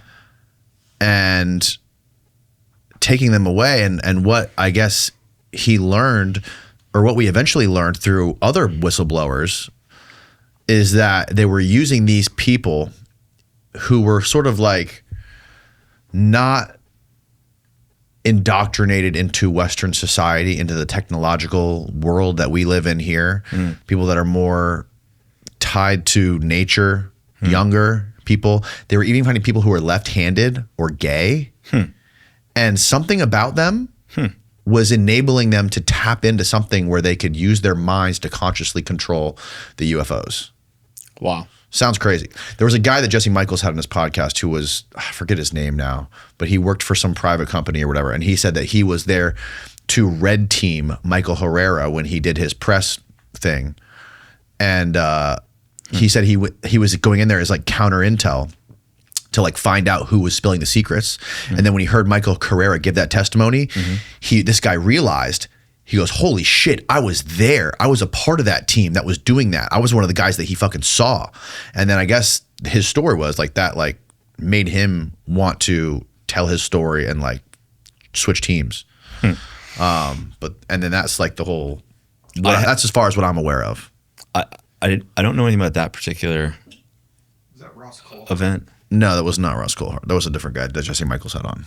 I don't know about that particular event in the jungle other than what, I've read online once Michael started sharing that. But I have heard about, that there are people who have the ability to communicate using the power of their mind. And I know that probably is like the most wacky sounding thing. Not at all. Your listeners are. Have you seen my library? I know, but there's certainly going to be some of your listeners who are like, man, that guy's out of his mind, But this is what I've been told by super serious people. There are a bunch of there's a bunch of really grounded, not a bunch, that's the stupidest way to say it. There's a lot of data that shows that this is a real area of inquiry. So if you get out of the UAP topic for a second, so Stargate was a real program that really existed. There is so much evidence of it that's been declassified. Dr. Hal Puthoff, who's in my film, who's very involved in the UAP topic, he ran Stargate. He was tasked with building Stargate. And what Stargate was a program that identified people who have psychic abilities. And they trained them to use their mind's eye to wander to remote locations and to be able to do what's called remote viewing, to see a location remotely. Sounds crazy, right? It just sounds completely bananas. But that was a real program that our government funded. The CIA and DARPA and the Department of Defense funded that for years. And they got actionable intelligence out of it. This is something that Joe Rogan and I talked about this for a while. There's even recordings of past presidents talking about this as a valid thing. Jimmy Carter made a couple statements on it before he died, saying that the military actually acted on intelligence that the remote viewers gave, and it worked. They used it. He famously gave a quote about a remote viewer being used to find a missing airplane, a crashed fighter jet that had fallen off radar. Yeah. And so there's all this data out there that's indisputable that program existed. It was real. There's a there, right? It's a real situation. And so it's not the craziest leap to go from accepting that remote viewing is a real thing, even though it's hard to understand and hard to wrap your head around, to thinking that maybe people who have those abilities can also communicate from a distance with non-human life. There are people who have told me that is a thing, that there are people who have the ability to do that, and that it's referred to as space intelligence communications. Let's put a pin there. I gotta piss so bad I can taste it. We're back. So we're talking about a lot of stuff that I think to the average person just sounds completely bananas and extraordinary. And I'm not to our audience though. Well, I'm conscious of it for sure. And so I think it's always worth, it's always worth saying, like for me, when making the Age of Disclosure, I only interviewed extremely credible people who had a lot to lose reputation-wise and who actually had direct knowledge of the stuff as a result of working for the government. Because I feel like, my personal opinion, and I'm sure a lot of your listeners feel the same, short of indisputable video evidence or a craft landing, in Times Square and non-human intelligent life walking out, short of that level of in-your-face evidence, the best we can really hope for is extremely credible people putting their reputation on the line to share what they can. That's really what it comes down to. Like that's the best we can hope for, short of that that dream scenario, right? Right. And so, that is sort of the bar I've always held. Like, I put weight in things said by people who fit that description, and whether that's, a very senior politician who has a lot to lose because, A, he sits on classified committees and doesn't want to lose his seat. Right. B, wants to run for president one day, all these other things, whether it's someone like that or whether it's an intelligence official who, doesn't want to get himself killed and doesn't want to, lose his clearance, his security clearance, and doesn't want to lose his ability to provide for his family. Whether someone like that speaking up and sharing what they lawfully can, I put a lot of stock in things credible people say when they have a lot to lose. And it's interesting too, like we alluded to this briefly earlier, but how these people can, I just now thought of this for the first time ever, is that they can use that top secret clearance that they have or that special access that they have as leverage to earn more money in different private organizations. Oh yeah, yeah. So yeah, a lot of people don't realize this. If you're a high level intelligence official at like Navy intelligence or within the Department of Defense or the CIA, and you retire, you're collecting your pension as a government worker. What a lot of them do after they retire from government work, they go and they work in the private sector. They work for a big defense contractor, or or they work for a big pharmaceutical company. And one of the requirements for those jobs after is that they have a security clearance. And they're set up to be able to like actually work on whatever classified projects those private companies are doing for elements of the government, right? Yes. And if you piss off the wrong people or you start making things up and look crazy or untrustworthy, you're going to lose your clearance and you're not going to be able to provide for your family. Right. And so no one who spoke on camera in my film and revealed these extraordinary truths lost their clearances after. No one, lost their job.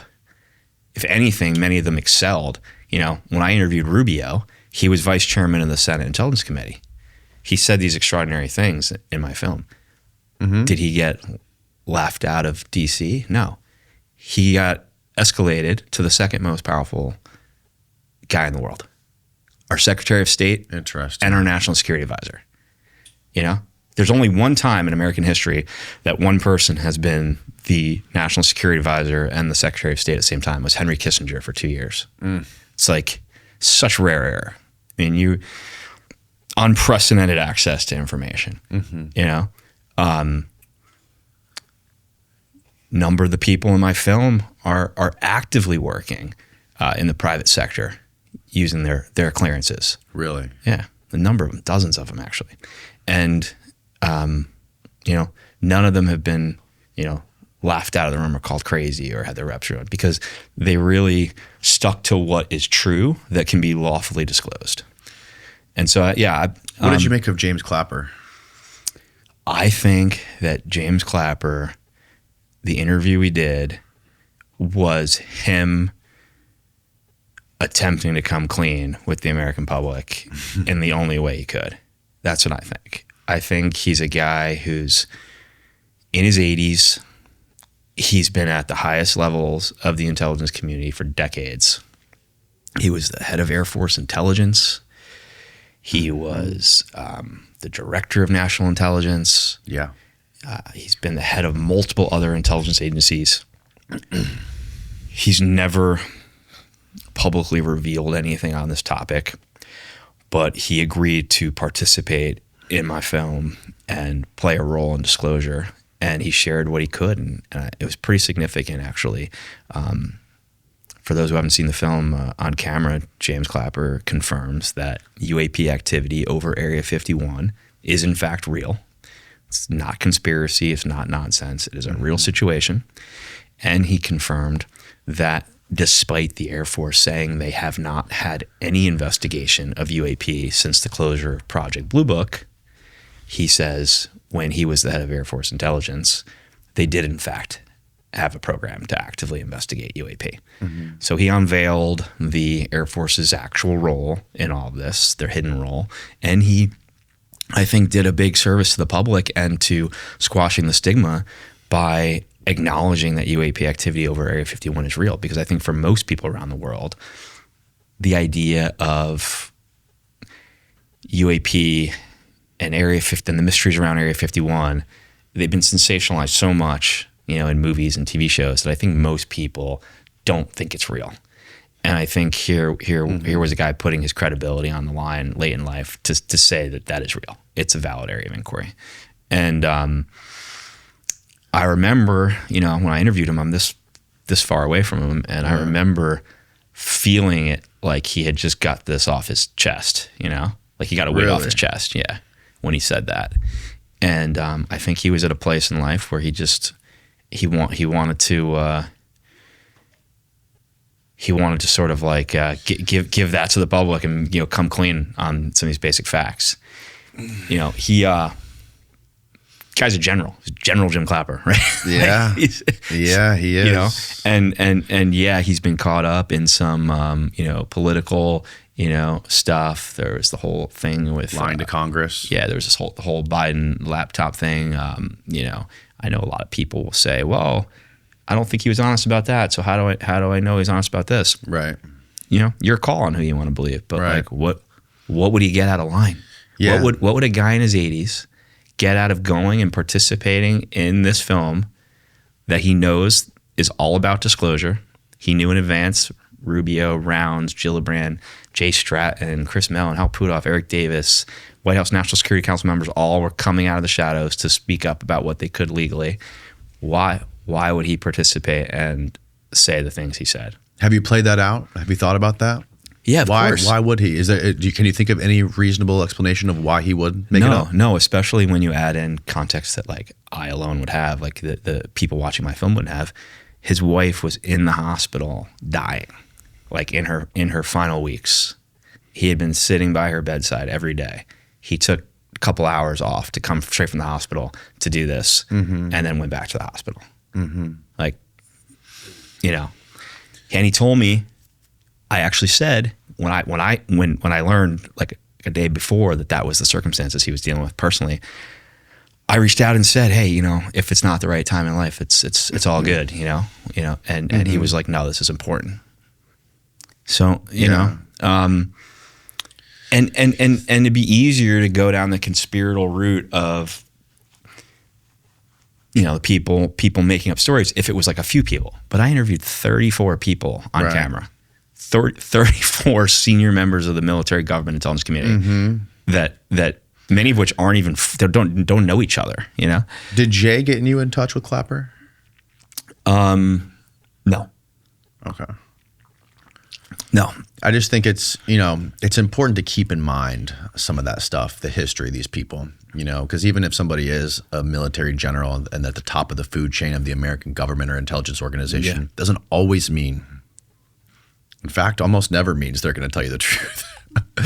And, it is important to know that this guy literally lied to Congress and said that the NSA was not spying on American citizens 2 months before Snowden leaked the NSA documents proving that they were spying on American citizens. Yeah. Look, I do think that, if he had lied in the past, maybe this was a way to kind of make up for it. Maybe this was like, hey, I'm gonna do the right thing this time, and I'm gonna share that this is a real situation. Right. If you study his body language in the doc, that's the impression I get.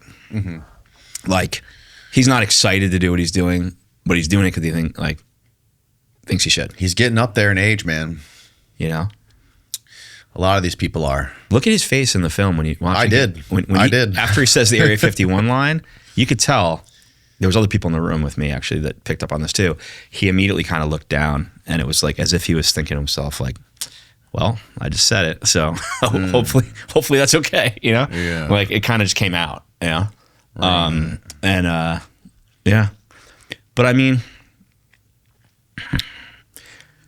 you know, what would be the narrative if all 34 people in this film that are all saying the same thing and all sharing information they have personally learned to be true. They're all sharing it. It all fits together. It all works together. Yeah. What would be the alternative to the truth? Yeah. I mean, I would personally just be very skeptical if it all fit together perfectly, you know, and it was like bow tied up and wrapped up in a little gift. It's not really and that. Yeah. It's like, you know, I would be skeptical that they would be trying to push out a narrative to the American public, you know, a specific narrative. You know, who knows? You know, who knows? Maybe they're trying to protect some sort of secret military weapons program that they've been working on since the 40s when Roswell happened, and they want to convince it. They've learned what it is. They know how it works. They're trying to figure out more about how it works, and they want to put out some sort of a public limited hangout, right? And make everyone think that this is real disclosure when in fact it's a completely separate narrative from what they think it really is. And they want to throw people off the scent. You know, back to the whole Paul Bennett story, but on a whole grander scheme. So if you play that out, which of course I've had that thought. You play that out, and then where you land is elements of the U.S. government cracked a new energy source in the 40s and kept it secret and never used it to benefit our country. Right. And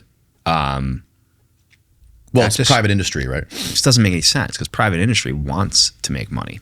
Mm-hmm. You know, if someone had cracked a new energy source in the 40s, I think they would have used it to become the most valuable company on the planet. None of the defense contractors are even in the top 100 most valuable companies in America, much less the world. Like, really? Yeah.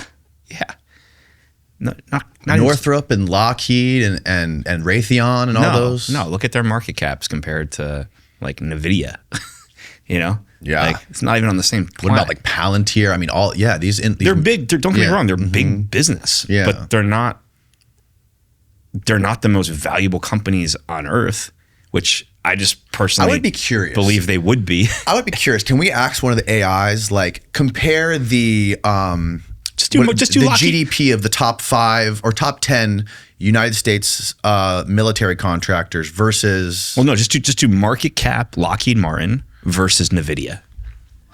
Well, don't do that. Do top 10 United States military contractors versus what would be the other industry in the United States that could compete with that? You think? I mean, if you're just looking at market cap, just ask ChatGPT if any of the major defense contractors are in the top 10 corporations market cap wise. I don't think the answer is yes. Yeah, I'd be curious to see what they would compete with and where they would stack with that. But so if someone cracked this kind of technology in the 40s, my point is, I think they would have used it to make a fortune. If they were a private company, if they were the government, I think they would have used it in other ways. I don't think that technology would. There's no. I don't understand any upside to that technology being completely hidden since the 40s. That doesn't make any sense to me. Mm-hmm. You might be right. Anything, Steve?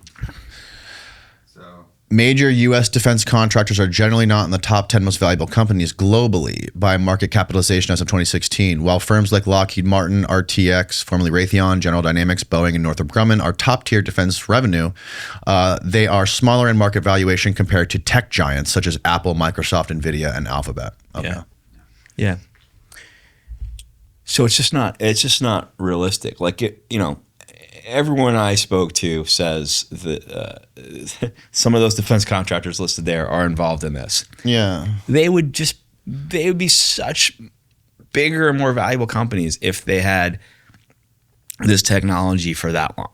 Mm-hmm. I think they are involved in reverse engineering it now, and I think they're making massive breakthroughs, and maybe some of them are finally like there already in their black programs, but I do not believe that, this is organic human technological breakthroughs that we've had since the 40s. I call bullshit. How many people do you think? Oh, wait, here's the other point. Yeah. Military pilots saw UAP during World War II. Yeah. If we had that technology, don't you think World War II would have ended a lot quicker? Would we have stayed in World War II? Right. No, that's bonkers. Right. It's crazy. We probably hadn't figured out a way to harness it yet. There were orbs flying next to fighter pilots. Right. Energy balls that were flying alongside them. They called them Foo Fighters. Yeah. If that was ours, if we had cracked this technology that allowed us to harness energy in a localized area and create these little crafts that flew within bright bubbles of energy, wouldn't we have used it to win World War II? Right. What about the Tic Tac stuff? There's absolutely no one who has any credibility that would say that was man-made. Really? Yeah. We a number of the people involved in, first off, Jay Stratton ran the investigation of the Tic Tac for the government. Like, he actually wrote the actual official report on it. He's the one who actually went and investigated it, and completely came to the conclusion that it was not man-made. Like, tried to, assign it to some, hidden program of ours, and hoped that would be the case. Wanted to be able to explain it, right? And couldn't. And that's the guy who would have had the job of knowing. So prior to investigating UAP and non-human intelligent life for the government, he was the head of air and space warfare for the Defense Intelligence Agency. His literal job was to know what all of our black programs, not our classified programs, our black programs, our unacknowledged special access programs, what they were building, what was on their roadmap for 20, 30 years out, in terms of air and space technology. It was literally his job. So, like, the analogy for him, we talked about Hunt for Red October earlier. The analogy is like, remember Hunt for October? Alec Baldwin is an analyst at the CIA, and his specialty is knowing everything about Russia's nuclear submarine program and everything about the leadership of that program. Like, that's his wheelhouse, right? Like, he knows everything there is to know at a classified and unclassified level about this one thing, right? So much so that in the movie, when James Earl Jones, the head of the CIA, gets a satellite photo of a submarine in Russia that he doesn't recognize, and they want to know what it is, who do they go and ask? They ask Baldwin, and he knows what it is. He knows who the commander is. He knows everything about him, where it's school, his relationship with his wife, everything, right? People like that exist within the intelligence community that have these specific lanes that they know everything about at a classified level and an unclassified level. And Jay was that guy for air and space technology. And that is why he ended up in this investigation of UAP and non-human intelligent life, because one day one of his colleagues walked into his office and said, "Hey, I got to show you something," and pulled him into a skiff and showed him a video that Air Force security guards had taken on a nuclear base of a triangle craft hovering above a nuclear weapon site and moving in ways that nothing does. And so they asked him, please tell us this is one of ours. He had been read in on all the black programs developing advanced, next gen technology for space and air. he was read in on those so that he could identify things that are ours versus things that are unknowns or potential threats. And it was clear to him that it wasn't. So that same guy ends up, putting together OSAP with Jim Lukaski, which starts investigating this stuff. And then eventually that same guy runs the investigation of the Tic Tac. And there's just no way. We didn't have that technology. Right. I think I'm of the belief that it's multiple things going on. I'm sure it's shit that we have no idea what it is. Some other civilization. I mean, I have no doubt there has to be intelligent life. Go back to Tic Tac. If in 2004, if let's say I saw the conspiracy theory online, somebody claimed that was Lockheed Martin technology. All right, if Lockheed Martin in 2004 had technology that could go from sea level to 80,000 feet, which is what the Tic Tac did. That's when you get into space, 80,000 feet, right? If they had technology that could go from sea level to space in like the blink of an eye, and then do that all afternoon, they would be the most valuable company on the planet right now, 20 years later. Yes. It is impossible to accept the idea that they cracked that technology. If they were publicly public. They're not even in the top 100 market cap in the United States, much less the world. Right. I mean, I'm saying if that technology was public, they would be, for sure. No, they would be, even if it wasn't. If they had that technology, I mean, think about this realistically. I've thought about this from every angle. If they had that technology in 2004, even if it was highly classified, that would give them so much leverage. They would have never lost a defense contract to any other defense contractor. But in reality, they did. Every year they did. Unless there was a handful of defense contractors who were close to it too, or doing the same stuff. It doesn't even matter. They would have so much leverage. There is no way they would not be a more valuable company. You'd be sitting on the biggest technological breakthrough in the history of humanity. Yeah, but how can you be more valuable when people aren't aware of what you have? If nobody with money or nobody knows what you really have, except for a very small group of people, where's the value come from? In this conspiracy theory, the only way there would be any merit to it is if there was leadership in the government that knew this.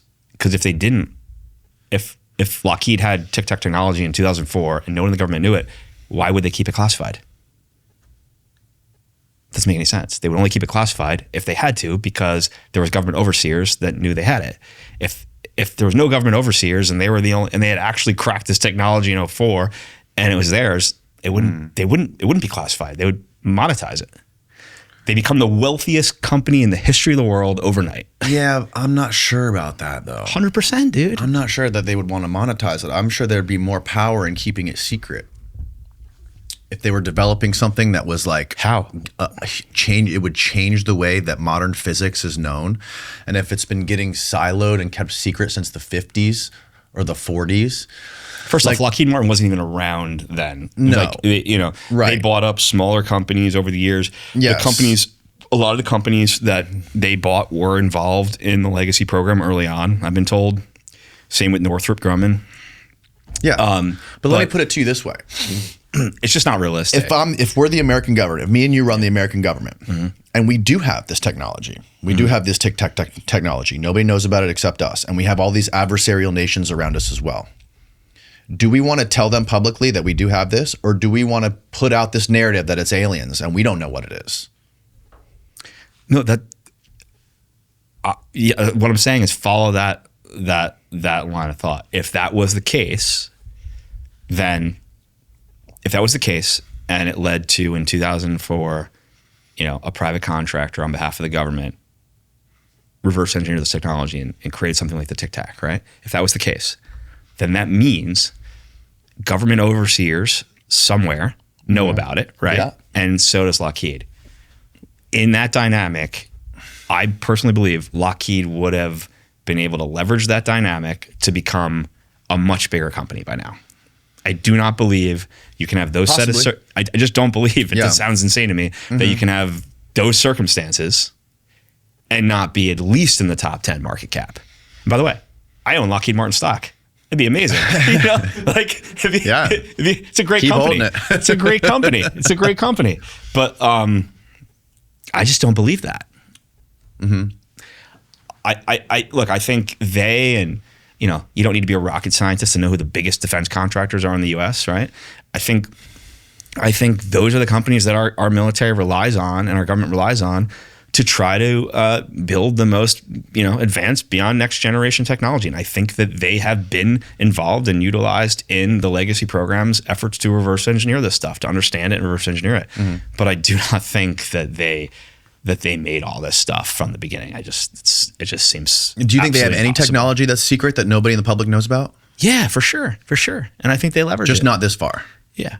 I mean, I think that there has been a lot of success reverse engineering this stuff in recent years. That's what I think. Mm-hmm. But I do not think that, this was all these giant craft that military people see that fly past, that move underwater past our submarines. Right. That this is like, I'm with you, man. Stuff we made. I think it's a lot. I think it's a mixture of shit, and especially if you have accounts of people seeing this stuff in like antiquity. Yeah. Sailors on ships seeing these giant balls of light the size of football stadiums coming out of the water. It's crazy. Like, that wasn't Lockheed. yeah, exactly. But don't get me wrong. I don't want to like confuse the listeners. I do think that there are reverse engineered craft out there. I think China and Russia are neck and neck in a high stakes race, and they're both making progress. Yeah. I think, in the film, intelligence officials refer to it as the Manhattan Project on steroids. I think that's real. Hal Puthoff says on camera, he slides it into one of the interview pieces that I don't know if enough people picked up on this, but he says, some of the UAP activity we see might actually be a result of our legacy program's work, and some of it might be a result of China's program. Right. So I think that there's a lot of these like little nuggets that people might film or trying to share with the public to say things without overtly saying them. Mm-hmm. And I think that those set of circumstances exist. But the Tic Tac was a long time ago, man. It was a couple decades ago, and I do not think that we cracked that kind of technology back then. Mm-hmm. One of the scientists in the film, Eric Davis, he says the exact number. I'm not gonna try to quote it because I don't remember exactly what he said, but he says he makes an analogy for the amount of energy that would have been required to go from sea level to 80,000 feet. Oh yeah, and back and forth. And it was like something just completely. It was like I think I just watched it, so it was like the entire energy output of the entire continental United States times 100 or something. Something like that. Yeah. We were just like, okay. Obviously we didn't have the ability to harness that much energy in a localized area above the ocean 20 years ago. Mm-hmm. Well, there was a lot of anti-gravity research going on in the United States, specifically around the University of North Carolina, Chapel Hill in the 50s. Lots of physicists were like on the cusp and doing extensive deep research on anti-gravity and electrogravitic effects. Yeah. And these scientists went dark, just completely stopped doing their research, and all the research went underground. Yeah. So if that stuff has started happening, getting siloed and hidden and underneath black projects in the 50s, who knows what they could have figured out by now. Certainly, it's certain that they have exponentially expounded on that research since then. Yeah. And like, even if you take like, all the missing money in the U.S. government, where Rumsfeld said right before 9/11 is there was like, what, $4 trillion that had gone missing off the books? Yeah. I think at that time it was like 2 trillion. Yeah. Like and now it's ballooned to like 11 trillion or something, 20 something trillion. I do think that we might find out down the line that a lot of that unaccounted money has gone towards this technology race and funding this effort. That's what Grush was tracking, right? Yeah.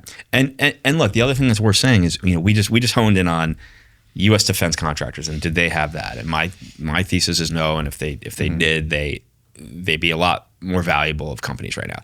But that doesn't mean that there's not other private groups, that don't have market caps that we aren't aware of, that are heavily invested in our current technologies and have been involved in reverse engineering stuff and are motivated to keep it private. Yes. Because they don't want their interests. They don't want to disrupt their other interests.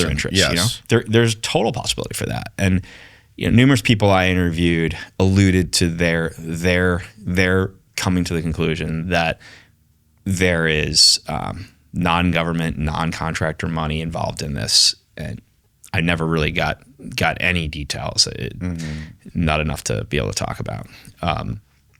So maybe there's another whole hidden hand involved in this that we don't know about yet. But you know, you brought up earlier, we before we took a break, we were talking about consciousness and remote viewing. Yeah. And one of the more interesting stories I wanted to circle back to, I met an intelligence official. We'll refer to as Scott, who was a high-level intelligence official, mostly focused on counterterrorism. Had a really high-level career, and he ended up on a mission in the Middle East and came back, and he had an illness. And very long story short, they identified a parasite in his brain, and he had a brain surgery to try to relieve swelling and try to save his life. And while he was recuperating from this brain surgery, he had an experience that he couldn't explain, where he felt like he had bilocated. Like he felt like while laying stationary, he went somewhere else. Like he saw it all in his mind's eye. Like he felt like he was somewhere else. And at first, he and his wife just simply thought he was losing his mind from the brain surgery, like that he was, it messed him up, and he was just like hallucinating. But then it happened again, and he started socializing this with some of his intelligence friends, and one of them said, "What you're explaining is something called remote viewing. People are trained to do that, to use their mind's eye to go somewhere else." He had never even heard of remote viewing. So sends him down this rabbit hole. And that friend of his connected him with someone who used to work for the CIA, who knows a lot about this. And that person asked him if he had ever had a UAP encounter. He said he didn't think so. The former CIA official said, "Why don't you talk to your parents and ask them if anything happened when you were young?" Scott's father had passed, so he talked to his mother, and his mother actually, without missing a beat, was like, "Yeah, I remember when you were a kid. It was like when he was like 6 or 7 or something like that. I really can't remember. It was under 10. Saw a UFO, and apparently it came out of a body of water, like a lake or a pond near their house, and he witnessed it very close. He ran home and he told his parents about it. The mother reminds him, starts jogging his memory, that the day after this event, a couple guys from Air Force Office of Special Investigation showed up to talk to him. And the mom apparently said, leave my kid alone, he's just a kid. But the dad took him into the backyard with these 2 Air Force guys, and they talked for a while. And that was like the last the mom had heard of it. So she's like jogging Scott's memory.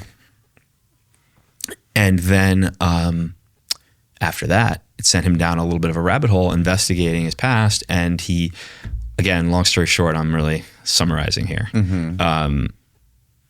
Long story short, he found a collection of files that his father had, and it was broken down by the years of his life, Scott's life. And yeah, so it's like Scott year 7, Scott year 8. And inside was his medical records and his education records. And then shockingly, he found enlistment paperwork in the U.S. Air Force as a child, which he had absolutely no memory of. Imagine seeing that. You're like, is this like a made up document? Do you remember what this? State he was in? Yeah. Can you say it or no? I probably shouldn't. I probably should keep those details. So this guy in real life, Scott, is someone I was introduced to from someone in my film, and he is writing a tell-all memoir right now.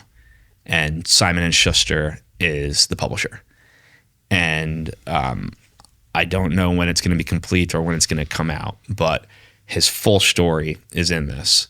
And I've gotten to know him and his wife and his kids and spent a lot of time with them. And it is just the most bombshell, singular story I've ever heard in my life.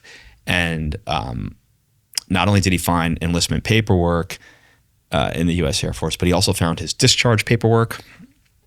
And the service code on there, when he looked it up, was Space Communications Intelligence. And the base he was assigned to was the old Space Command base at that time. Yeah. And then he, like any reasonable, intelligent person would do, he kind of just went on a mission to like try to piece together his past. And he started finding this massive cover up. In those records was his excused absences from school for weeks at a time. He doesn't remember any of it. The school, when he contacted the school, the school's records were missing. There's all these other things about his past that as he started to look into, it became clear he was a part of something as a kid after this UAP event. And then it was all covered up and something caused him to forget all this. Then the brain surgery brought all these memories back. And then just to skip to sort of like the end of this story, when he started socializing this to some of his high-level intelligence official friends, he found his life in jeopardy, and there were a couple attempts to end his life. And fortunately, that stopped, and now he's around to tell his story. But it's a remarkable story, and likely it'll lead to us all learning about a part of our past that's been hidden, and these biological, the UAP encounter he had, maybe, I guess there's two ways you could look at it. Maybe the encounter left him with this ability, like it gave him a biological effect gave him this ability to somehow use his mind in a way that average people don't. Maybe it just like turned on something that's in all of us already. Maybe it sort of like heightened an ability that had been sort of like dormant, repressed or whatever, dormant. Those are kind of like, the two thoughts, right? But either way, it seems that event led to him being recruited into a program that worked with young people, kids that had encounters. I mean, clearly it was a cause and effect. Saw UAP next day, the Air Force guys show up to talk to him about it. Right. So, the same thing happened in Rendlesham, right? Yeah.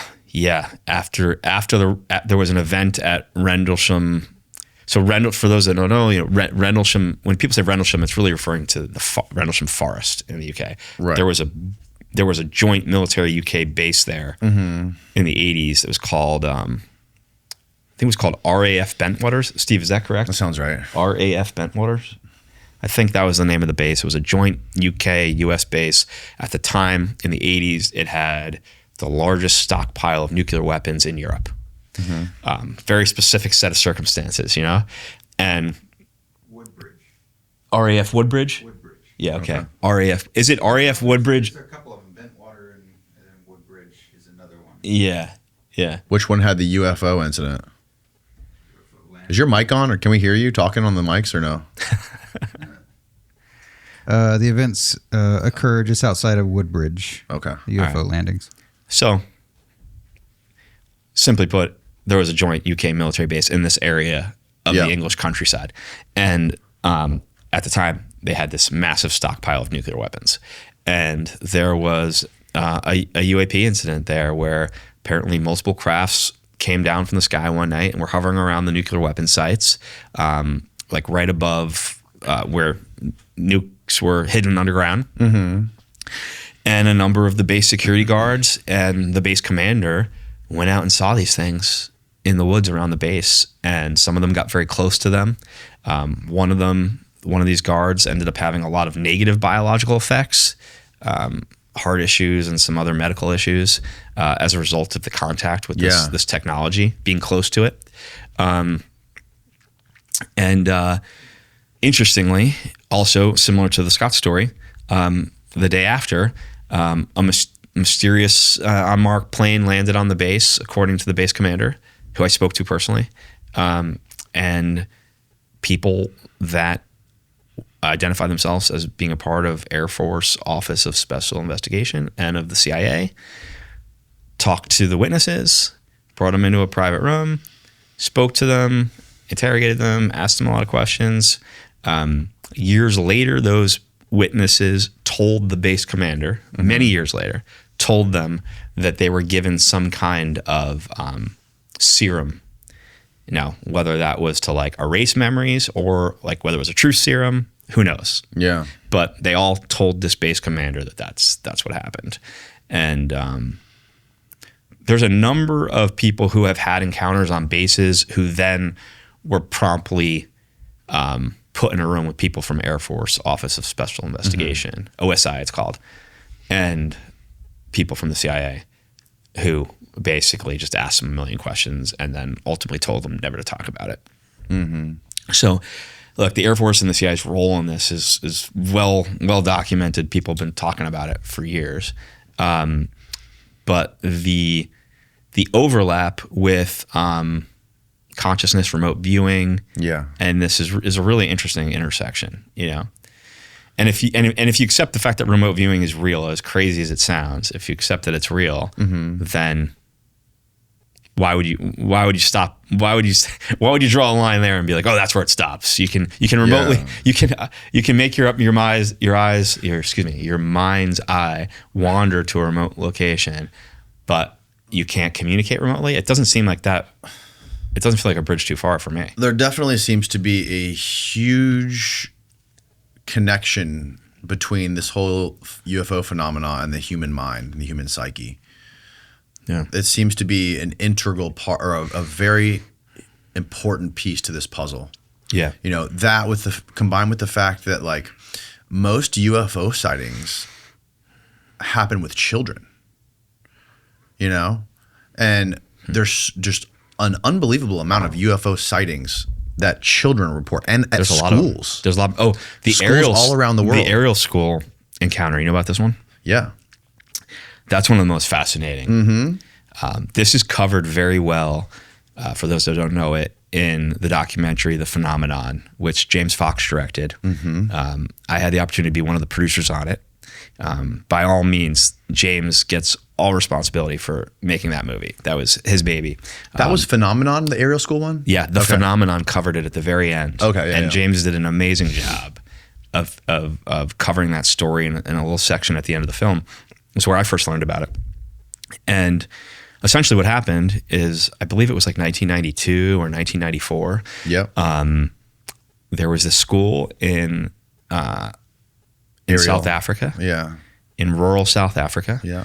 And it was a international school. It was young kids from actually a lot of European nations, people whose parents were working in South Africa for some reason, and so it wasn't like local South African kids. It was like it was distinctly an international school. Yep. And kids representing all parts of the world. And there was like one school day where there's 100-something kids out in the backyard playing. They ranged in age, I think it was like 6 to 12 or something like that. And they all came running back to the school screaming, saying that there was a UFO in the field that had landed and beings. And telepathically communicating. And all these kids told the teachers the same thing. They all said, they described this craft landing. They described it being distorted around it like a blur. They described these beings being near the craft and how they seemed to move in weird ways, like almost like a blur. And they described them telepathically communicating with them. The message that these kids all got was that there's a clip there's an actual footage of one of these young girls, like 6 or 7, saying in her kid vocabulary, she says, they told us we mustn't get too technologed, was the word she used, right? and that if we did, like the world could burn and there'd be all this destruction. Yeah. Right. So an adult watching that, you take away the conclusion they're saying, you know, be careful about how we're progressing technologically, and then it could lead to destruction. Right. It was like a warning. Right. And that was the main takeaway from the communication these kids claimed to not all, but many of them experience. All the kids described the same event though. And then now looking through the lens of, what people reveal in my film, in The Age of Disclosure, about how the technology works, if a craft came down and it had a bubble around it, that and beings got out of the craft, but they were still in the bubble, it would look like they're moving in slow motion, like these kids describe, because they're in a different space-time, right? They're behind the bubble. The distorted, look and the light they saw, it would all check out with how how the people in my film say this technology works. And then where the story gets even wilder is there was a very, very grounded, credible, hardened wartime news correspondent who was the head of the BBC South Africa, who was stationed in South Africa and heard about this. I actually remember his name. His name was Tim Leach. Yes. And he heard about this and he went to go investigate it. At first, there's footage of him talking about it where he said, at first I thought these kids must be out of their mind, or it's a big elaborate lie. They all got together and said they were going to make up the story. So he goes and he investigates it, and he said after spending time talking to each of these young kids and interviewing them, he was just completely came to the conclusion that they were all telling the truth, because kids just can't lie that good. Like little kids can't one-on-one tell all the same details as each other, one after another. Like, it wasn't like 5 kids or 10 kids. It was like over 100 kids. And so he came to believe them. But at the same time, as a hardened, as a serious journalist, he wanted to like bring in some kind of expert to tell him if these kids were all, expert liars or crazy. So he phoned the head of child psychiatry at Harvard at the time, who was like apparently the leading expert on child psychiatry in the United States at the time. His name was John Mack. So he calls him, he tells him about this event and asks him to come out to South Africa and interview the kids and tell him his conclusion. So Mack flies out to South Africa and he interviews these kids one at a time. He films the interviews and 100% takes away the fact that these kids are all telling the truth, that they all experienced what they're saying they experienced. Yeah. And then years later, James Fox tracked down a bunch of these kids and he got them to do interviews for the phenomenon. And it's amazing. You see them they're talking as kids, intercut with them as adults, and they're saying the exact same thing. None of them have ever tried to monetize their story or become famous. If anything, they've just completely kept it to themselves. Yeah. One of them says she's actually never told her husband about it. Like, just didn't want to like be, make them think she's crazy or whatever. That's crazy. And it's just this wild story. And the fact that these interviews exist that you can watch of these little kids talking, it's super moving. And yeah, man, James Fox did an amazing job putting that piece of the film together. Yeah. And, I was really grateful. He brought me on to that project as a producer towards the end of his process, and I was able to play a role in helping him get the movie out there and the marketing of the movie and getting it out into the mainstream. But he did a hell of a job. Also, Moment of Contact was fucking Moment crazy. of Contact's a great movie. James is an awesome filmmaker, and he's been ahead of the curve on this topic. He started making films on this before people. Yeah. Oh yeah, he's been doing films on it. He's been doing this for a long fucking time. Yeah, his first movie, I think it was called Out of the Blue, was a good one, and then second was I Know What I Saw, right? I think so. Yeah. Yeah. But Moment of Contact was crazy because he was just interviewing random everyday people in this like bumfuck town in Brazil. Yeah. Who saw this creepy looking creature? He did the deepest dive I think somebody anyone's actually done died from it. Yeah. And then they all talk about these, like all these like military people in Brazil are afraid to talk about it. They want to be anonymous, have their voices changed and all this stuff. There's one guy who wouldn't even talk, who threatened to shoot everybody who came on his property. And like stories of Men in Black, the U.S. Air Force plane landing, carting this thing off and then leaving. Like, yeah, that one is like, there's so much testimony, witness testimony that lines up so well. Even his new one has the surgeon of the hospital. Yeah. That one surgeon who like literally said he had a communication with this thing. And he said like, he was explaining how when he was like looking at this thing and it was communicating to him, it was just like, it made him want to cry because he just felt like overwhelming love from this thing. Super, super powerful story. And James did the best deep dive ever on it. And I'll tell you, I have heard from some of my most trusted senior intelligence community friends, including who we mentioned today, Jay Stratton, who co-ran OSAP and was director of the UAP task force. He and others have told me that they spoke to people from the Brazilian military, like very senior people, who shared with them evidence of this having happened. Medical reports, reports of the biological effects to civilians in that area. People that got zapped by this UAP in this event, this specific event. The Brazilian military did a massive investigation of it, and there's tons of evidence. The people I've come to trust talk about it like an event that really truly happened and is well documented. And maybe, most likely the elements of the U.S. government that have been covering this up, the folks involved in the Lake City program, likely had a role in covering it up and just, making sure it never made it to the public. Talking about James Fox and his filmmaking, it's another reminder like how important civilian journalism is. Like we know about this stuff because some of us have made documentaries. People like you and Joe Rogan are talking about it on podcasts. Like in the past, there wasn't enough people bringing attention to it, and because legacy media didn't bring any attention to it and is largely controlled, people just didn't find out.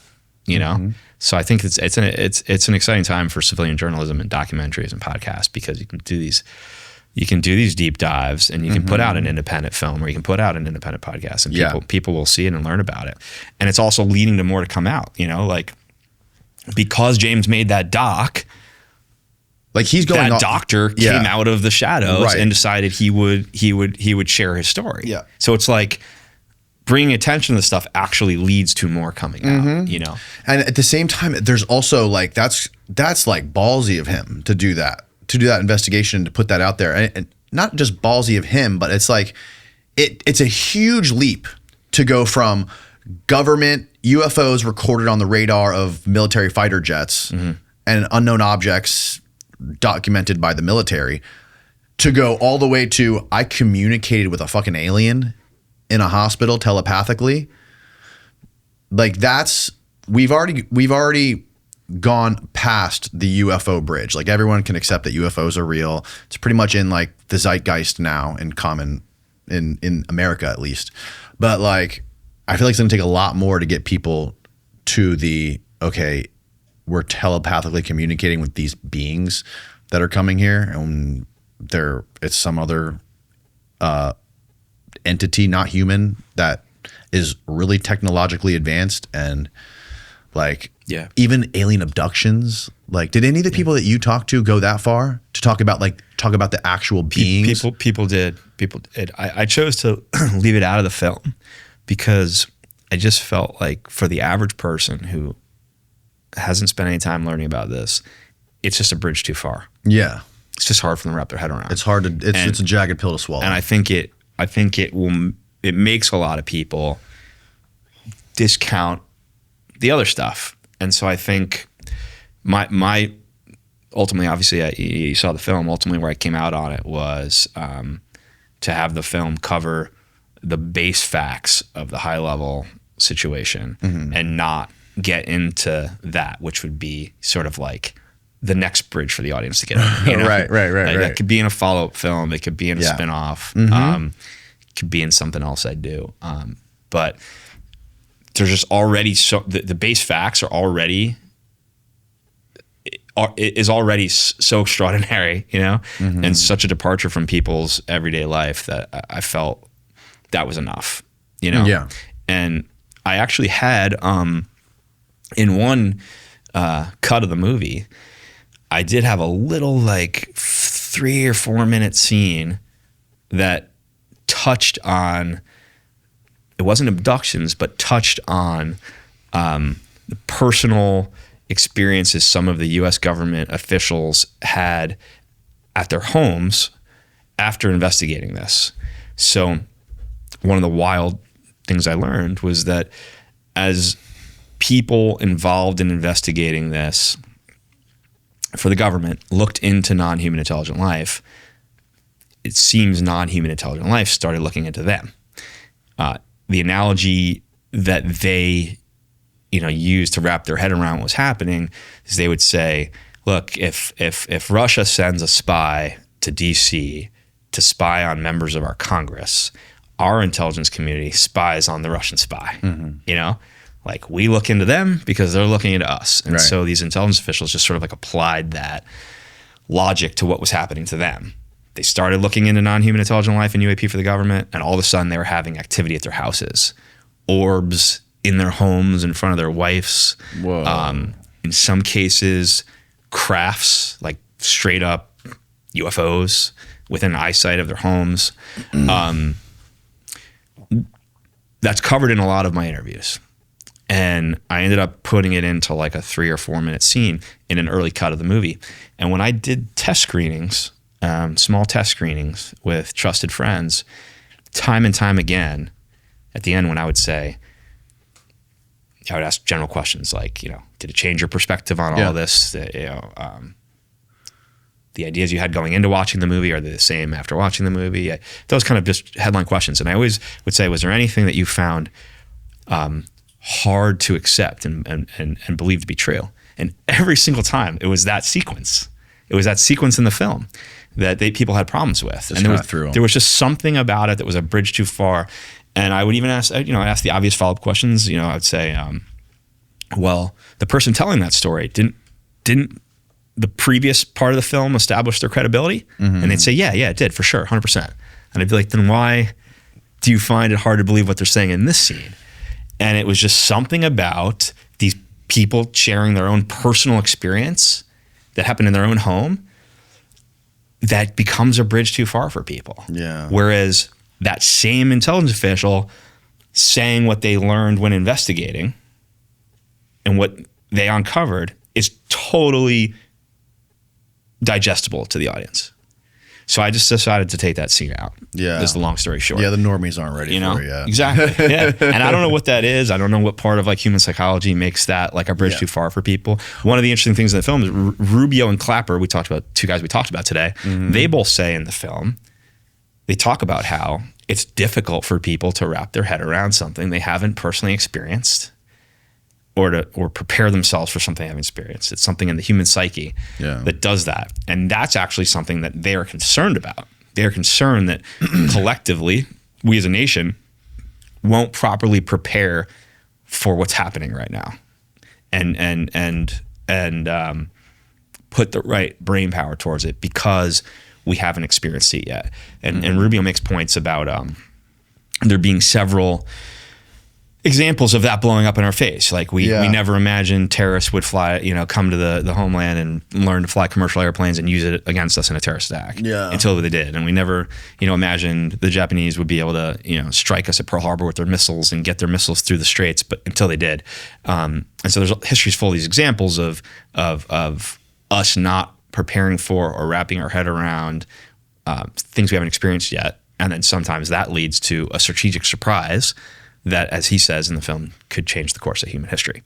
Yeah. And so there's this. It is interesting, and I found it really informative when I was doing these test screenings of earlier cuts, where that bridge is for people, where it just goes a bridge too far. Yeah, that's interesting. Yeah. But I did certainly hear a lot of incredible stories, and from where I was sitting, as the guy doing all the interviews, there was so much overlap.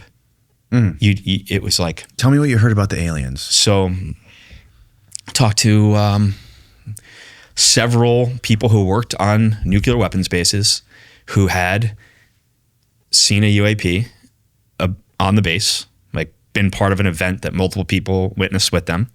And then in the coming days had subsequent events when they were off the base where they encountered UAP and then non-human beings. They encountered beings at their homes. Yeah. Or not necessarily those cases, the nuclear weapon stories were actually not homes. It happened in various... Just not at work. Yeah, not at work.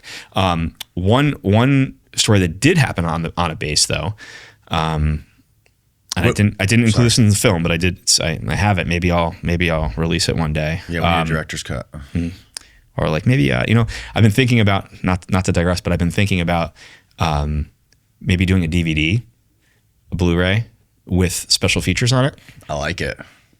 deleted scenes.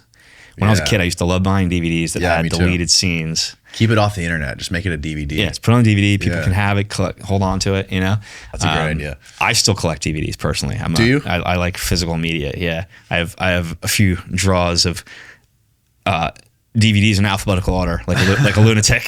That's awesome. But yeah, I think I might do that one day. But so one of these interviews I did was an Air Force security guard on a nuclear weapons base. Had an encounter where him and his partner saw a UAP over a nuclear weapons site, and then what happened after that was he said that a bright light came from the UAP and hit this vehicle that him and his partner were in, and they basically became like, catatonic, like frozen. They couldn't move. And he said out of the corner of his eye, he saw 3 non-human beings approaching the car.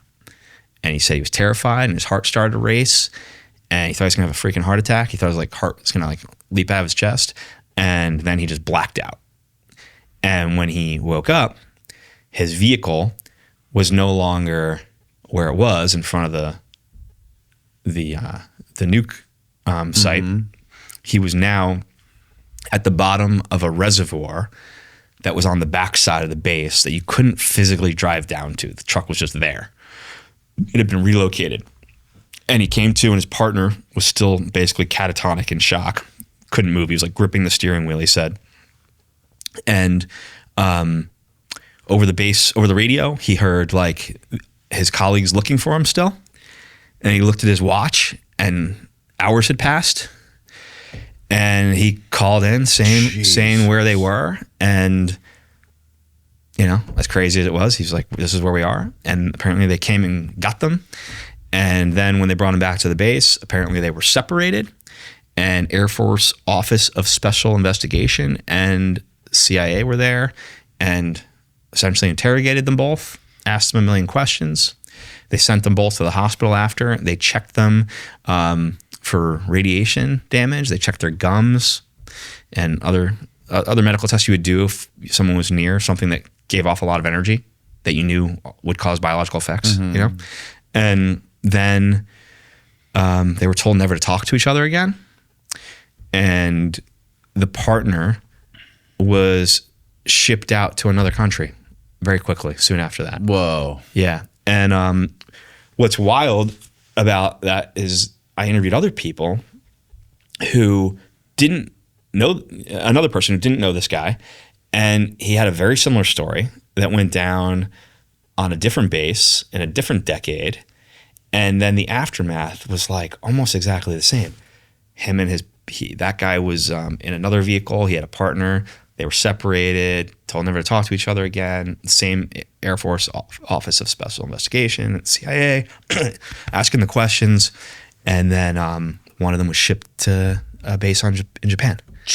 And both these stories we're saying is, before the internet, before email and, social media and all that. So by telling someone don't talk to each other and then sending them to, sending one of them to another country, you're really cutting down on communication and people socializing it and have a better chance of it just kind of going away, Did you film those? Yeah, I filmed all testimonies? those. Yeah, I filmed those, and they're really chilling. And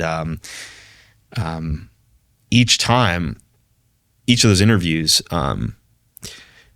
you can really feel when they're going back in their mind to these memories, you could feel how much it stresses them out. It's dramatic.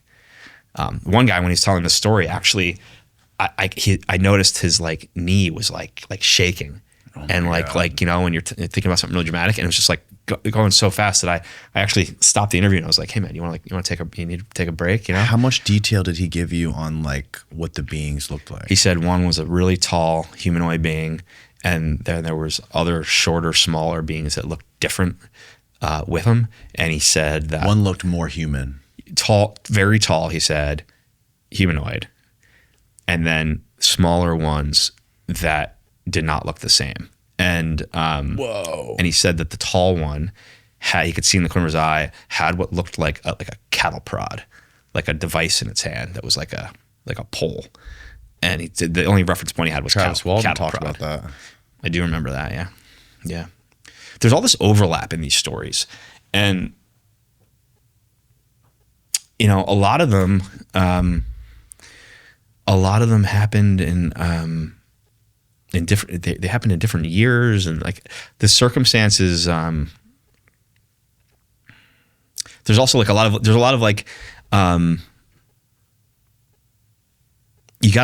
personally think there's a difference between the difference between Travis Walton and these guys, to me, is these guys were trusted enough to work on nuclear weapons bases. Right. They were placed in positions of authority as security forces on a nuclear weapons base. They have to be also during the Cold War. They have to be proven psychologically sound to be in charge of those places. And I think, like, if we put ourselves in the context of history, like during the Cold War, there would have been even more thoughtfulness put towards who gets those jobs. You know, and so it really made an impact on me. I just felt for this film, you know, it was a bridge too far, and we could get to that point next. You know, I think I was really trying to make a movie that was not just for people who are already completely immersed in this topic and interested in it. You know, I wanted to make it for the everyman, so that the average person could understand this is a real and serious situation. And I do feel like that mission was accomplished, especially in how it led to this directive from Trump. I feel like the average person seeing 34 really credible military government intelligence officials and people like Rubio and Senator Rounds and Gillibrand and White House National Security Council members alongside generals and admirals, I do think it just makes a massive impact on people. Yeah. The average person, you know, when I think about like my folks in Jersey in their mid 70s, like who've never watched any documentary on this topic, you know, then they watch this and like all of a sudden like, whoa, this is real. You know, you think about those normal people, the normies, as you said. That's who I was making the movie for. And I think now that the average person is aware that this is real, I think we can get to those other, you know, content, whether it's documentaries or whether it's scripted movies or whether it's just, you know, news program specials. Yeah, I'm sure there's so many more branches and so many more storylines that you could have followed, and you can make you know, movies about all of those individually. Yeah, I'd like to, and I'd like to. I really enjoyed making the film, and I enjoyed the process of like making an impact. I do think the problem with it is like when you're doing that kind of thing, and I've done it before. It's like there's so much good shit you got to delete. Oh yeah. This was the hardest creative process of my entire life. You know, I've been, as a producer, I've built from the ground up a bunch of movies and TV shows, you know, including Ready Player One. I developed that from the very beginning when it was, you know, we just had the book to start with, the book by Ernest Cline. And developing movies and TV shows is hard. It's a process. It's a hard creative process. But this was the hardest creative process because, you know, there could have been a 4.5, 5 hour version of this movie that 10 people would have watched because it would have been too long, you know? More than 10 people would have watched it. Yeah, more than 10 people would have watched it. But, you know, there's a huge population that will not watch a movie if it's over 2 hours. Yeah. You know, or they'll doze off or they'll watch it in parts. You could have done it in like 3 parts or something. Maybe. Then it's a series. And series, I don't think series have the same cultural impact as movies. Right. They just don't. I agree. They don't have the same staying power. They're not as evergreen. Right. You know, a standalone movie, it's a lot to ask someone to watch a whole series. It is. If you ask your friends, honestly, how many series they start and don't finish, it's going to be the and majority. then you got to do the whole thing with the cliffhangers, get them into the next episode and all that. Yeah. It's like, I mean, I had the thought, of course, but then I was just like, that's just not going to make the same impact. Right. But a movie, you know, someone tells you, you know, I see it all the time. People say, my friend told me to watch the Disclosure, and like, you know, I went home and I watched it that night. Like, you could do that. You can accomplish that mission in under 2 hours. You can watch this movie. You can completely learn the lay of the land. You can now be able to talk about it. You can now know what's real, what's not real. Yeah. You can't do that with a series. No one's gonna. When you did Ready Player One, how much interaction did you have with Spielberg? A lot. Really? A lot. Yeah. I mean, first off, like I said, I think he's the greatest director of all time. No one inspired me more, not only to become interested in this topic because of movies like E.T. and Close Encounters, but also to get into filmmaking. Like, I remember when I was a kid and I became obsessed with E.T. and Close Encounters. I remember reading about how he made short films as a kid in like middle school and high school. Yeah. On 16 millimeter film and 8 millimeter film. And he used him and his, he wore a bunch of hats. He would like edit them and direct them and produce them. And then his friends would be in them. His family members would be in them. And so I was inspired to do the same thing. So like, we didn't have a lot of money growing up, normal, like, middle class in Jersey. And, so I saved up shoveling snow in the winter and, mowing lawns in the summer, to buy, a camera, Super 8 camera and a 16 millimeter camera, and to buy film and a little splicing machine, a little editing splicing machine. Like before digital editing, you literally had to like cut the film, right? Yep. And so I wrote, directed, produced, and edited these little short films that my neighborhood buddies would star in. One of my best friends, shout out to Phil Desjardins and Dan Gomez.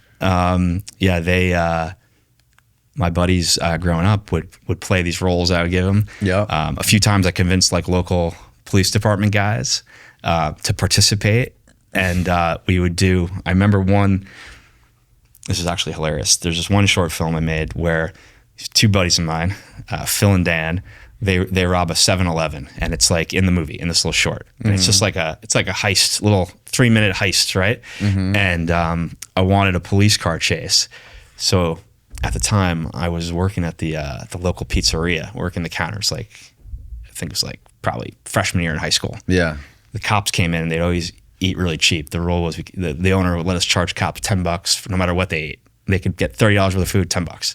And so they liked us. And I remember I asked Officer Tim Durkin, shout out to Officer Tim Durkin. I remember asking him, I said, hey, will you participate in this police chase in my short film? and the guy did it. He did it. And I sped up the film. You can speed up film, right? So he was going fast, but I made him look like he was going really fast. And he's peeling around corners in our little suburban Jersey neighborhood. That's absolutely hilarious. And he got really into it. We had this great camera movement at the end where like at the end, like when the two thieves get away, he like slams on his brake, hops out of his car, and like the camera like moves around the door, like, and he just looks like a badass. And he loved it, and he had a great time. And when I go home for the holidays to my little Jersey town, I often bump into him at the local bar, and he always brings it up. He's like, man, that was awesome, dude. Yeah. So I had all these, I tried to add like production value to all the things I did as a kid when I was making these short films. Yeah. And try to make it, I kept viewing each one as a challenge. Like I would get a police car chase, or I'd get like the local EMTs, the ambulances to like, show up in a scene. And like, but I was very inspired by Spielberg to do all that. Like reading about him, the fact that he did that as a kid is what made me want to do it as a kid. Yeah. And I probably made like a dozen short films on Super 8 and 16 throughout middle school and high school. And it really cemented, my desire to get into the movie business and make it a career, And then so years later, when we developed Ready Player One, so the way that started is Ernie Klein wrote the book, amazing book. He's an amazing author. And I started collaborating with him, and I set it up as a producer. I set it up at Warner Brothers, got them on board to fund the development of it and pay for the adaptations to be written. And that process started in 2010, a year before the book came out. And then the book came out and became this big, sensation, instant bestseller. And we continued developing the screenplay. And then it got to the point in spring of 2015, we had a draft that we all loved and the studio loved, and we needed a director, and we brought it to Spielberg, and he loved the script, and then he read the book and loved the book. That's amazing. And I remember learning at the time that his wife had coincidentally just listened to the audiobook on her morning walks. And so she had been talking about it coincidentally. And then we offered it to him, and it was kind of like, he was meant to be. Yeah, he was hearing from multiple people how wonderful the book was. And and then so he came on board spring of 15, and everything got fast tracked. We started pre-production end of 15. We shot in 16 in the UK, in the English countryside. Warner has a studio called Leavesden, and it's about an hour and a half out of London. And we shot there in 2016, and then it was in post-production throughout all of 2017. And then it came out March of 2018. And we premiered it at the South by Southwest Film Festival, opening weekend, Sunday afternoon of 2018. And that's relevant because a really cool thing for me was when my movie, The Age of Disclosure, was done, we also premiered it in the exact same slot, Sunday afternoon, opening weekend of South by Southwest Film Festival. And we premiered in the same theater, the Paramount Theater in Austin, the historic Paramount Theater. It's like an 1,100-seat theater. And it was pretty surreal for me being on stage introducing the movie while I have this memory of sitting in the audience watching Spielberg introduce Ready Player One in the same place in 2018. That's pretty incredible, dude. Yeah, yeah. What's even weirder, like kind of a glitch in the Matrix, it was South by Southwest Film Festival 2006 that I met Ernest Cline, who wrote Ready Player One. So this all kind of happened within a couple blocks of each other, which is kind of weird. That's wild. Yeah, it's wild, yeah. But no, Spielberg's had a huge influence on me, and have you ever talked to him about this whole topic, this alien UFO just topic? a little bit on set making the movie. Yeah, he he's got a new movie coming out. Yeah, he's got Disclosure Day coming out in June, and I think it's going to make a huge impact. I think it's like a 1-2 punch. I think like this documentary makes people realize how real this is and how serious it is, and then you get like a big popcorn movie from like the greatest filmmaker ever that shows a grounded story dealing with this. I think the combined impact of that is going to really open people's minds. I mean, if me watching Close Encounters as a kid and ET as a kid led to me having this lifelong interest in eventually making this documentary, right? What is the combined impact of my doc and his film going to do for someone else, right? Totally. Or for other people or for the collective, Yeah. So I think movies, man, make a bigger impact on culture than anything else. Totally. I really believe that. Mm-hmm. And I think you get, especially in this day and age where everyone's so ADD and looking at a million things on their social media scrolls, like movies are is like, in rare air in that like you get someone's focus for like an hour and a half to 2 hours. That's what they're focused on, and it makes an emotional impact on them. Yeah. They learn something from it. They take something away from it. It makes them think about things they hadn't thought about. It's a powerful force, a movie, I think. And so, especially when you like really have to invest in it, like when you had to get in the car, drive there, go sit down, buy your popcorn, buy your soda, sit down, put your phone away, make sure your phone's on silent, like the fact that we don't do that anymore is kind of sad because that's like, you're so locked in when you're there and you're that invested in it. You've committed that much time to doing it. And now it's just like, we watch half of them on our phone, half of them on our laptop at night. We split it into multiple days because we don't have fucking time. Yeah. And man, I don't know where that goes, but yeah, no, it's I like miss those days. I do too.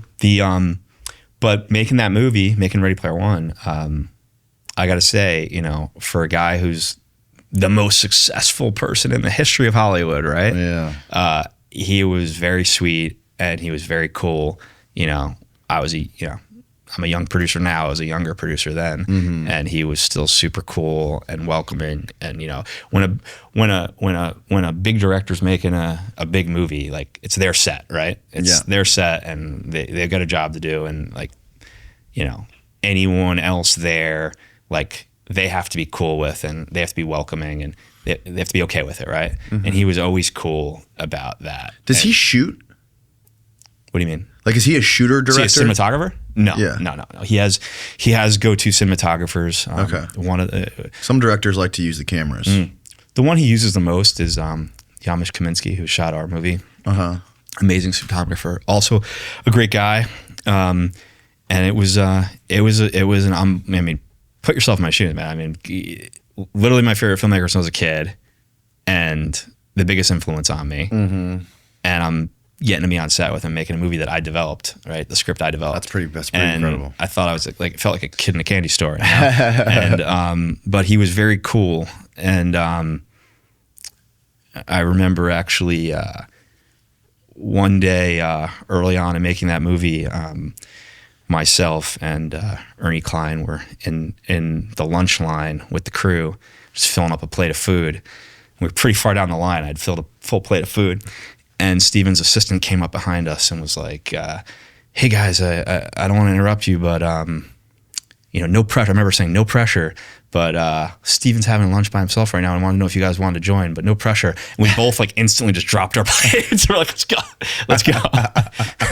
We don't need lunch. We don't need lunch. And then like that was a great memory. I remember he was telling us like, he's just like, he was the coolest version of himself. He was telling us stories about Jurassic Park and Jaws, and that's amazing. We were just sitting there with like our jaws on the floor. Wow.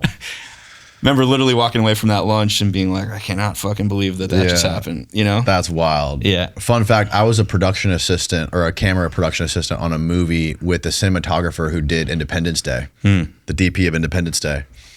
It's an amazing movie. That's the closest I've ever gotten anything cool like that. I love that movie, man. And now I look back at that movie differently. There's that great scene where Bill Pullman, who plays the president, he says some line essentially saying, someone brings up the idea that like our government has a secret UFO alien program, and he says some line like, that's all conspiracy, that's all bullshit. Yeah. And then the guy who plays the head of the CIA, an actor named James Redbourne, who's passed away. He actually lived in my hometown. He played the head of the CIA, and he has that famous line from the movie where he's like, "Well, sir, that's not exactly true," and then boom, they're at Area 51. Hold on, I want to see who that was. Like, it's not ringing a bell right now. So James Redbourne's the tall guy, white hair. He was in The Talented Mr. Ripley. He's in a lot of movies. He was in The Game. Remember The Game, Michael Douglas? Oh, that's an amazing movie, by the way. The Game. Oh, yes. Yeah. Okay. Yeah, really great. Oh, actor. dude, yeah, he was great. He played it. You never saw The Game with Michael Douglas? It's been a long time. I have seen it. That movie is bonkers. He played the guy in The Game. I remember that now. The fake boss. I remember that now. But remember him being like, Mr. President, that's not exactly true. That's not exactly true, yeah. It's so good. Yeah, dude. I remember that. I remember watching that moment and being like, "Oh, this is so awesome." And then next thing you know, they're at Area 51, and then Judd Hirsch, who plays Release me. Yeah, exactly. But do you remember like the bit at Area 51 where they're like, who pays for all this stuff? When they show the hangar with the UFO and stuff, they're like, who funds all this stuff? And then someone's like, you really think a toilet seat costs $5,000? Like, so basically saying that like there's all these about that. Basically saying there's all these line items in DOD's budget that actually go towards something else. That's what they were saying. Oh my God, it was like the popcorn movie way of saying like hidden misappropriated funds. Wow, they're just hiding it all in fucking movie. I got to go back and watch that movie. It's a really good movie, man. It really is. But like going back, like after like everything we know now and going back and watching some of that shit is like can be eye opening. Yeah, totally. That's what I said about the Abyss. Yeah, go back and watch. Oh yeah, James Cameron's Abyss. Dude. And then he went down this whole. The Avatar movies and dealing with life from elsewhere. And, I think he was ahead of his time for sure. Mm-hmm. There was Spielberg was ahead of his time. Obviously. There was a story, speaking of the Abyss, there was a story that you left out. I heard about some guy recovering a vehicle out of the ocean or something. Yeah. One of the people I talked to who wouldn't go on camera, he was a special forces guy who had been involved in a UAP event. And it's a long story, but the summary is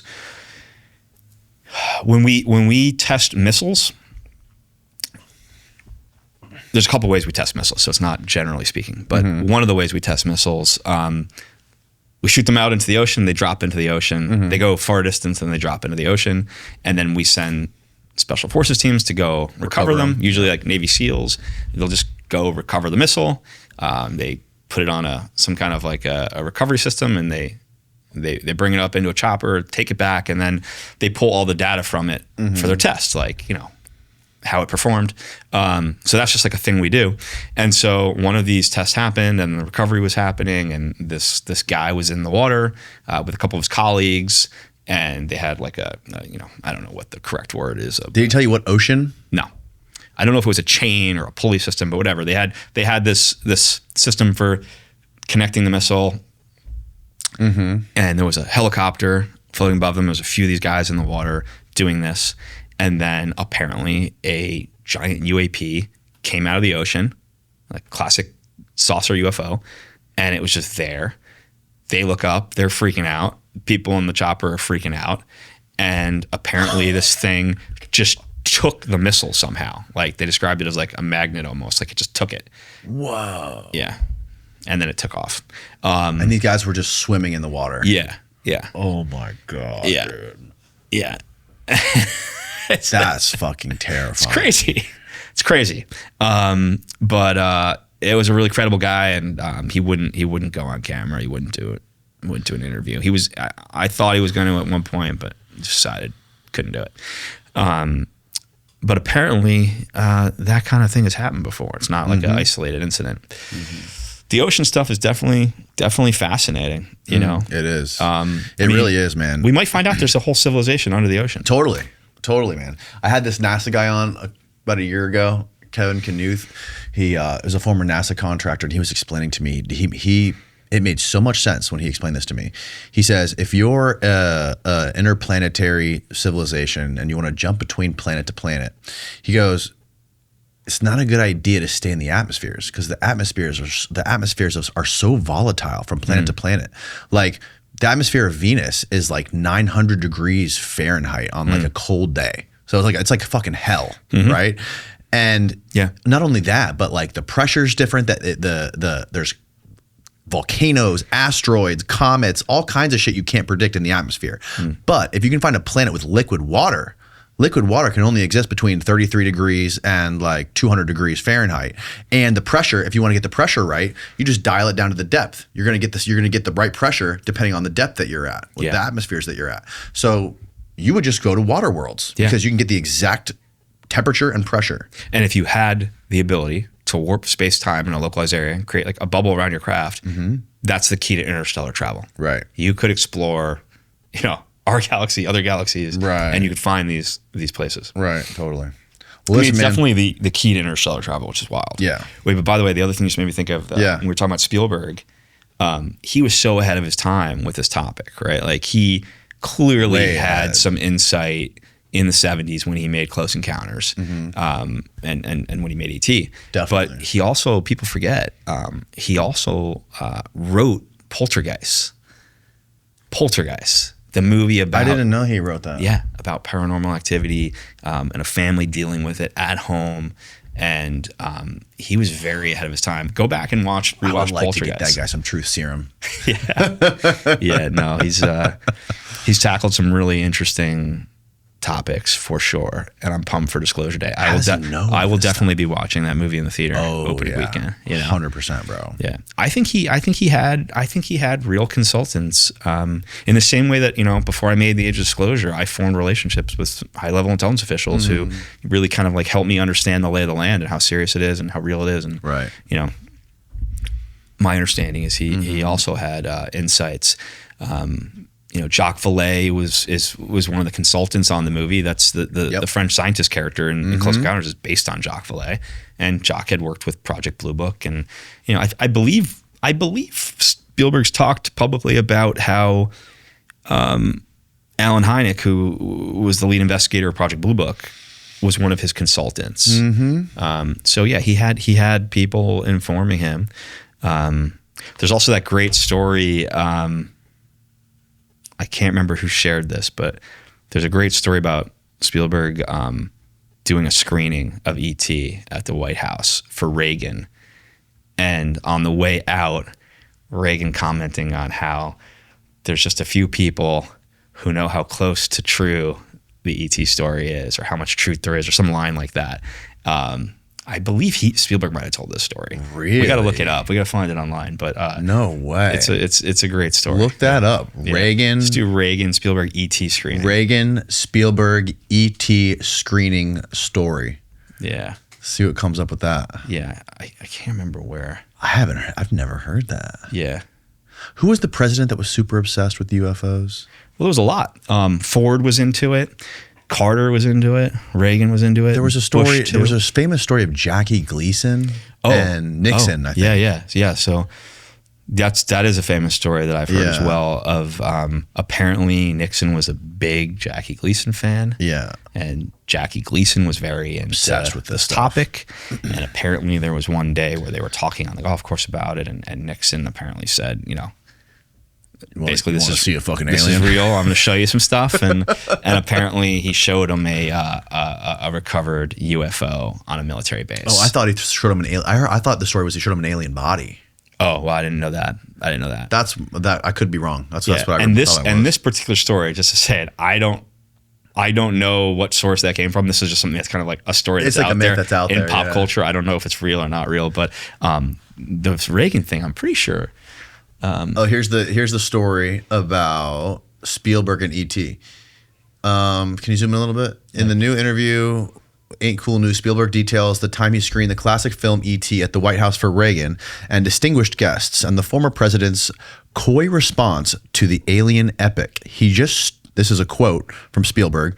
He just stood up, he looked around the room, almost like he was doing a head count, and then he said, "I want to thank you for bringing E.T. to the White House. We really enjoyed your movie." And then he looked around the room and said, "And there are a number of people in this room who know that everything on that screen is absolutely true." Spielberg remembered. Wow. And Spielberg says he said it without smiling. Without smiling. Yeah. So that's the story I remember. And Stephen did say that. I saw the interview. That's actually an on-camera interview, I think. No way. Yeah. And that, when you combine that with, Reagan gave a speech at the United Nations that, most people either don't know happened or forgot about. I put it in my film, in the Disclosure. He gives a speech where he talks about how he often thinks that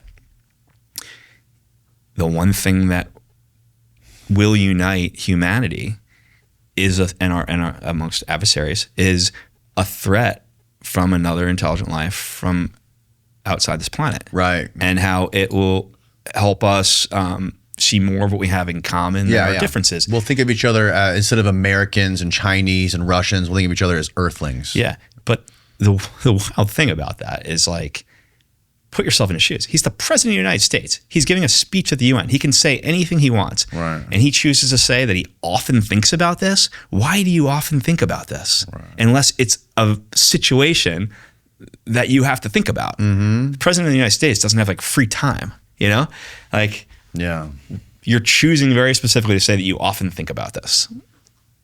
That's bonkers. And then there's this Spielberg story, and there's other stories. One of the people I interviewed, there was actually a few people. I should make this clear. There's a few people I interviewed that I didn't end up including in the film simply because there wasn't time, right. Or like what they talked about, there wasn't like an organic way to get to it in the context of the doc. It would have felt like a right-hand turn out of nowhere, And they were really great people, super credible, that I'm grateful they gave me their time. And one day I will put those interviews out too somehow, in some form.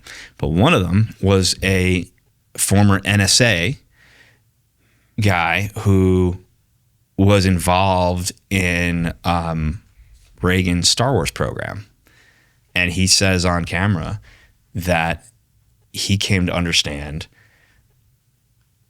the concern about UAP coming in and out of our atmosphere was one of the motivations for the Star Wars program. Wow. Yeah, pretty wild. That is fucking nuts. Yeah, and he also talks about how Reagan had learned how real the situation was. Now, it's revealed in my film that most U.S. presidents are kept in the dark on this. They're not told the truth. Mm-hmm. And that they're told the base facts. I think some presidents, my understanding is some presidents, once they learn the base facts, kind of like on their own figured out the rest. Mm-hmm. But they're largely just kept in the dark. Yeah. But yeah, Reagan, and then Bush, the other one who has a big role, and we talk about in the film, is Bush 2. Bush 1, Bush Sr. When he was director of the CIA, he was not read in on this. He was not told the truth about the crash retrieval and reverse engineering program. But then he found out that it existed. And then when he became president, he went out of his way to learn the truth about it and got very involved. And then his son, Bush 2, knew the base facts. And he wanted to disclose it, right? And he was contemplating disclosing it. So he held a multi-day think tank. We talk about it in my film. One of the people who participated in the think tank is Dr. Hal Puthoff, who's in my film. He tells the story about how he and I think he said like a dozen other people from various parts of society, scientists, people from finance, we're put in a room basically and told that the Russians and the Chinese and the Americans have all recovered technology of non-human origin, and it's circumstances that we're all dealing with, and that the president was contemplating stepping to the microphone and telling the world the base facts.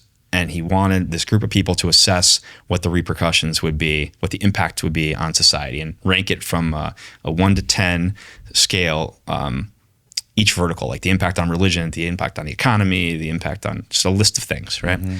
And they all went in, he said they all went into it thinking this was going to be a good thing. And then when they started to like honestly evaluate it and like run the numbers, they decided that it was not a good idea, and that there was more harm than good than pros. Relative to the story is the fact that it was like just after 9/11. So the context also was like the world was already dealing with, you know, a big curveball and chaos, and, you know, the global war on terror had started, and, you know, the timing of it also was a factor. Mm-hmm. But Hal goes on the record on camera saying he participated in this, and this was an actual process that happened in our lifetime, which is wild, you know, to think that, like, you think back to the you know, Bush 2's presidency, and you thought you knew what was going on in the world, and this was happening in a room secretly in DC. That's crazy. And then when asked about it, I found a clip of Bush asked about it, Bush 2 being asked about it on Jimmy Kimmel. Yeah, he's like, I'm not going to tell you. Yeah, right. And timing wise, it was soon after this panel, and he says, Kimmel goes, you know, have you looked into this? And he thinks for a second. He goes, yeah, but not going to tell you. Right. And when you put it all together, you're just like, wow. So yeah, I think some presidents have found out and then ultimately been discouraged from coming forward on it. Yeah, but well, we'll see if Trump can seal his legacy and be the one that does it. Yeah. Let's see what happens, and we'll, you know, come back and talk about it. Lots of crazy shit happening right now. Trump doing this, missing scientists. We'll see. Yeah, it's going to be an interesting year. We are 100% living in the age of disclosure. That is for sure. I do think a lot more is going to be coming out, though. Seriously, and everyone should look for Jay Stratton's book. That's going to blow people's minds. Yep. I'm thinking about what the next film I'm going to make is. I'm having some high level conversations with folks in government about doing a follow up film. There's also a bunch of these like standalone stories that I'm interested in. Like we've talked about a few of them that could be on their own standalone docs, like deep dives down a specific situation that happened, in the same way that James did that great film, Moment of Contact, and focused on that one event. And I'm building, you know, I founded Relentless Releasing, the distribution company that released the film, and building that, and going to be releasing other movies as well. So that's awesome. Yeah, I'm thinking about a bunch of different things for what's next. Well, it's a fantastic film, and it's definitely doing a huge part in moving the needle. Thank you. And getting people talking about this and making it more normalized, and, you know, helping us push this out so we can finally get the truth. Hopefully in my lifetime. Yeah, we will. And thank you for shining a light on this topic, man. I mean, every conversation you have about it helps normalize it and make people realize what's going on. My pleasure, man. I enjoyed every moment of this, and we will link your film below. Thank you, and all that good stuff. And thanks again, dude. Thank you, man. Appreciate it. Oh man, cool. Good night, world.